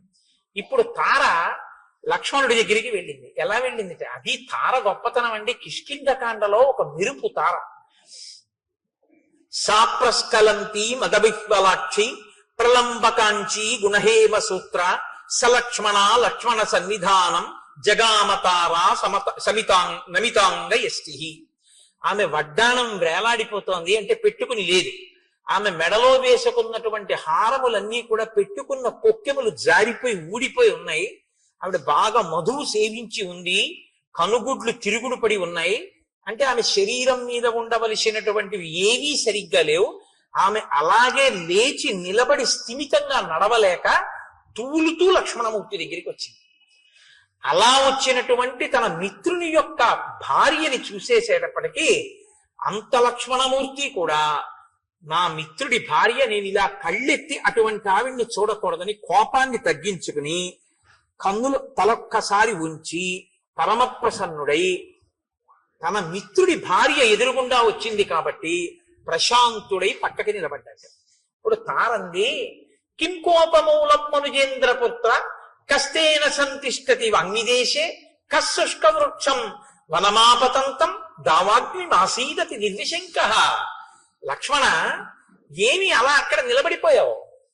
ఎండిపోయినటువంటి చెట్లతో కూడినటువంటి వనంలో దావాగ్ని ప్రవేశిస్తే అటువంటి దావాగ్నితో కూడుకున్నటువంటి పెద్ద అగ్నిహోత్రం ఎండిపోయిన చెట్లని కాల్చుకుంటూ వస్తుంటే ధైర్యంగా దానికి ఎదురు వెళ్ళిన వాడు ఎవరు నీకు అపకారం చేశారు? కిమయం కామవృత్తస్తే లుప్త ధర్మార్థ సంగ్రహ భర్తా భర్తృహితే యుక్తే నచైనం అవబుధ్యసే. లక్ష్మణమూర్తి అన్నారు, నీ భర్త ధర్మార్థ కామముల యొక్క సమన్వయాన్ని మర్చిపోయి కామోపభోగమునందు అనురక్తి కలిగి చెయ్యవలసిన కర్తవ్యాన్ని విడిచిపెట్టేసి ప్రమాదాన్ని కొని తెచ్చుకుంటున్నటువంటి విషయం నీకు తెలియదా తారా? నచింతయతి రాజ్యార్థం నాస్మాన్ శోకపరాయణ సామాత్య పరిషత్ తారే కామమేవోపసేవతే. ఆయన రాజ్యాన్ని పట్టించుకోవట్లేదు, మంత్రుల్ని పట్టించుకోవట్లేదు, మంత్రులకి దర్శనం ఇవ్వట్లేదు, కేవలం కామాన్ని సేవిస్తున్నాడు. అలా ఉండడం తప్పు కాదా? సమాసాంశ్చతుర కృత్వా ప్రమాణం ప్లవగేశ్వర వ్యతీంతాంస్తాన్ మదవ్యగ్రో విహరన్నావబుధ్యతే. ఆయన ప్రత్యుపకారం చేస్తాను అని రామచంద్రమూర్తికి మాట ఇచ్చి రాముడి వలన ఉపకారం పొంది సమాసాం చతుర 4 నెలలు అయిపోయినా కుత్వా ప్రమాణం ప్లవగేశ్వర చేసినటువంటి మాట మరిచిపోయి వ్యతీతాంస్తాన్ మదవ్యగ్రో మదం చేత తాను చెప్పినటువంటి మాట తప్పిపోయి ఇలా తిరుగుతుండడం తప్పు కాదా? అంటే తారంది, నకోపకాల క్షితిపాల పుత్ర నచాతి కోప స్వజనీ విధేయ తదర్థకామస్య జనస్య తస్య ప్రమాదమప్యర్హసి వీరసౌఢుం. నాయన లక్ష్మణ, నువ్వు కోపించవలసినటువంటి సమయం ఇది కాదు. 2, నీ వారి యందు నువ్వు కోపం పెట్టుకోవచ్చా? నీ స్వజనుడయా సుగ్రీవుడు, తప్పు చేస్తే నువ్వు దిద్దాలి, అంతేకాని నువ్వు ఆయన మీద కోపం పెట్టుకోవడం ఏమిటి? కాబట్టి నువ్వు ఈ కోపాన్ని వెంటనే విడిచిపెట్టేటటువంటి ప్రయత్నం చెయ్యి. పైగా సుగ్రీవుడు కామాన్ని అనుభవిస్తూనే నీ కార్యాన్ని సాధించడానికి కావలసినటువంటి ప్రయత్నం చేస్తున్నాడు. సైన్యాన్ని పిలిపించడానికి నీలుడికి ఆదేశం ఇచ్చి ఉన్నాడు. ఈ మాట చెప్పారు కాబట్టి లక్ష్మణమూర్తి ఆగారు. హనుమ ఆనాడు వచ్చి ఎంత రక్షించారో చూడండి. కాబట్టి అధిక గుణములు కలిగినటువంటి వాడు ఎప్పుడూ కూడా తక్కువ గుణములు కలిగినటువంటి వాడిని క్షమించగలిగినటువంటి వాడై ఉండాలి. అంతేగాని అధిక గుణములు కలిగినటువంటి వాడు నీచమైన గుణములు ఉన్న వాడి పట్ల క్రోధంతో ఉంటే దానివల్ల ఉపకారం ఏముంటుంది? కాబట్టి నీ కోపాన్ని నిగ్రహించుకో. జానామి రోషం హరివీర బంధో జానామి కార్యస్య చ కాలసంగం జానామి కార్యం తయ్యత్కృతం నః తచ్చాపి జానామి యదత్ర కార్యం.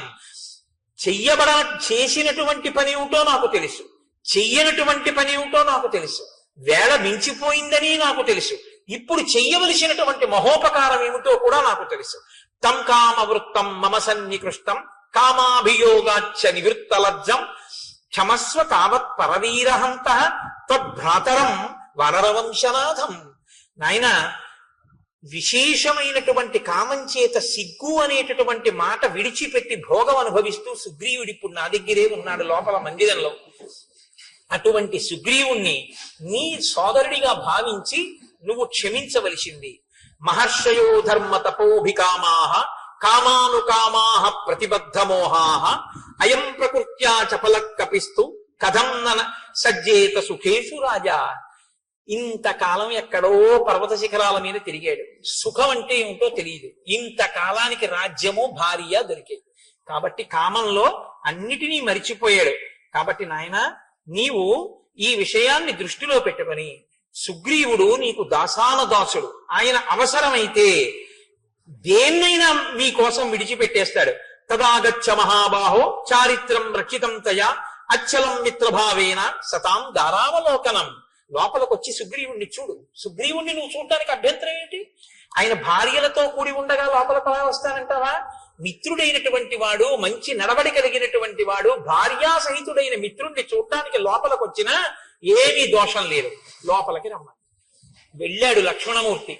రుమని ఒక తొడ మీద కూర్చోపెట్టుకుని చుట్టూ వానరకాంతలతో కామోపభోగాన్ని అనుభవిస్తూ కనుగుడ్లు తిరుగుడు పడుతూ బాగా మధుపాలాసక్తుడై హారములు చెదిరిపోయి ఉన్నాడు ఆ సుగ్రీవుడు. లక్ష్మణమూర్తిని చూడగానే ఒక్కసారి ఎగిరి ఆ పైనుంచి కిందకి దూకాడు. ఆసనం మించి నిలబడ్డాడు. నిలబడితే లక్ష్మణమూర్తి అంటారు, లక్ష్మణమూర్తి యొక్క ఆగ్రహం ఎలా ఉందో వాతావరణం కూడా అలాగే ఉంది. కాబట్టి ఎస్తు రాజాస్థితో ధర్మే మిత్రాణం ఉపకారిణం విద్యా ప్రతిజ్ఞాం కురితే కోం నృశంసకర సత్త. మిత్రుడికి ఉపకారం చేస్తాను అని చెప్పి ఆ మాట మరిచిపోయినటువంటి వాణ్ణి క్రూరుడు అని పిలుస్తారు. శతం అశ్వానృతే హంతి సహస్రంతు గవానృతే ఆత్మానం స్వజనం హంతి పురుషానృతే. ఒక గోవుని ఇస్తానని ఇవ్వని వాడు ఒక గుర్రాన్ని ఇస్తానని ఇవ్వకపోతే 100 గుర్రాల్ని చంపేసినట్టు, ఒక గోవుని ఇస్తానని ఇవ్వకపోతే 1000 గోవుల్ని చంపినట్టు. మనుష్యుడికి ఒక ఉపకారం చేస్తానని చెయ్యకపోతే వాడు తన బంధువుల్ని చంపి తనని తాను చంపుకున్నట్టు. కాబట్టి మాట ఇచ్చి తప్పిన వాడికి ఎప్పుడూ ప్రాయశ్చిత్తం లేదు. బ్రహ్మగారు చెప్పారు ఒకనాడు, సుగ్రీవ బ్రహ్మగ్నే చ సురాపే చ చోరే భగ్న వ్రతే తథా నిష్కృతార్ విహితా సిద్ధి కృతజ్ఞే నాస్తి నిష్కృతి. బ్రహ్మహత్య చేసిన వాడికి, సురాపానం చేసిన వాడికి, దొంగతనం చేసిన వాడికి, వ్రతం చేస్తానని చెయ్యని వాడికి నిష్కృతుంది. కానీ కృతజ్ఞుడై చేసిన ఉపకారం మరిచిపోయిన వాడికి మాత్రం ఒక్క నాటికి ప్రాయశ్చిత్తం లేదు. కాబట్టి ఈ గ్రామ్య భోగాన్ని అనుభవించడం మానేసి చెయ్యవలసిన ఉపకారాన్ని చెయ్యి. లేకపోతే వాలి వెళ్ళిన మార్గం మూసుకుపోలేదని గుర్తుంచుకో. రాముడు చెప్పాడు ఈ మాట అని చెప్తే తార మహాతల్లండి, ఆవిడ వెంటనే లేచండి, నాయన నువ్వంత కోపంగా మాట్లాడకూడదు. ఎందుకో తెలుసా? ఒక్కటే కారణం, రాముని వలనే ఈ రాజ్యం కలిగింది, రాముని వలనే ఈ సుఖం కలిగింది. సుగ్రీవుడికి ఆ విషయం తెలుసు. కానీ ఎక్కడ మిలిక పెట్టిందో చూడండి. అంత మధుపానాసక్త అయ్యున్నా, అంత భర్తతో భోగింపబడుతూ కనుగుడ్లు తిరుగుడు పడుతూ తను బయటికి వచ్చిన లక్ష్మణుడు ఇంకా మళ్ళీ ఇంకొక మాట మాట్లాడకుండా ఉండడం కోసం ఎక్కడ బంధనం వేయాలో అక్కడ వేసేసిందంతే. వేసేసేటప్పటికి ఇంత లక్ష్మణమూర్తి ఇక మాట్లాడడం కుదరలేదు. ఆవిడంది, నాయన నువ్వు ఇవాళ ఈ మాట అంటున్నావు, కానీ ఒక్క మాట గుర్తుపెట్టుకో, సహిప్రాప్తం మజానీతే కాలం కాల విరామరానికి లొంగిపోయి మాట మరిచిపోతే అది పెద్ద విశేషమా? కాబట్టి దాని గురించి నువ్వు అంత మనసులో పెట్టుకోకూడదు, క్షమించు. ఇప్పుడు లక్ష్మణుడు ఇంకో మాట అన్నాడు అనుకోండి, విశ్వామిత్రుడి మీద మాట పెరుగుతుంది. తన గురువుని తాను అవమానింపజేసుకోవచ్చా? విశ్వామిత్రుడు అంతటి వాడు లొంగిపోయాడు అంది.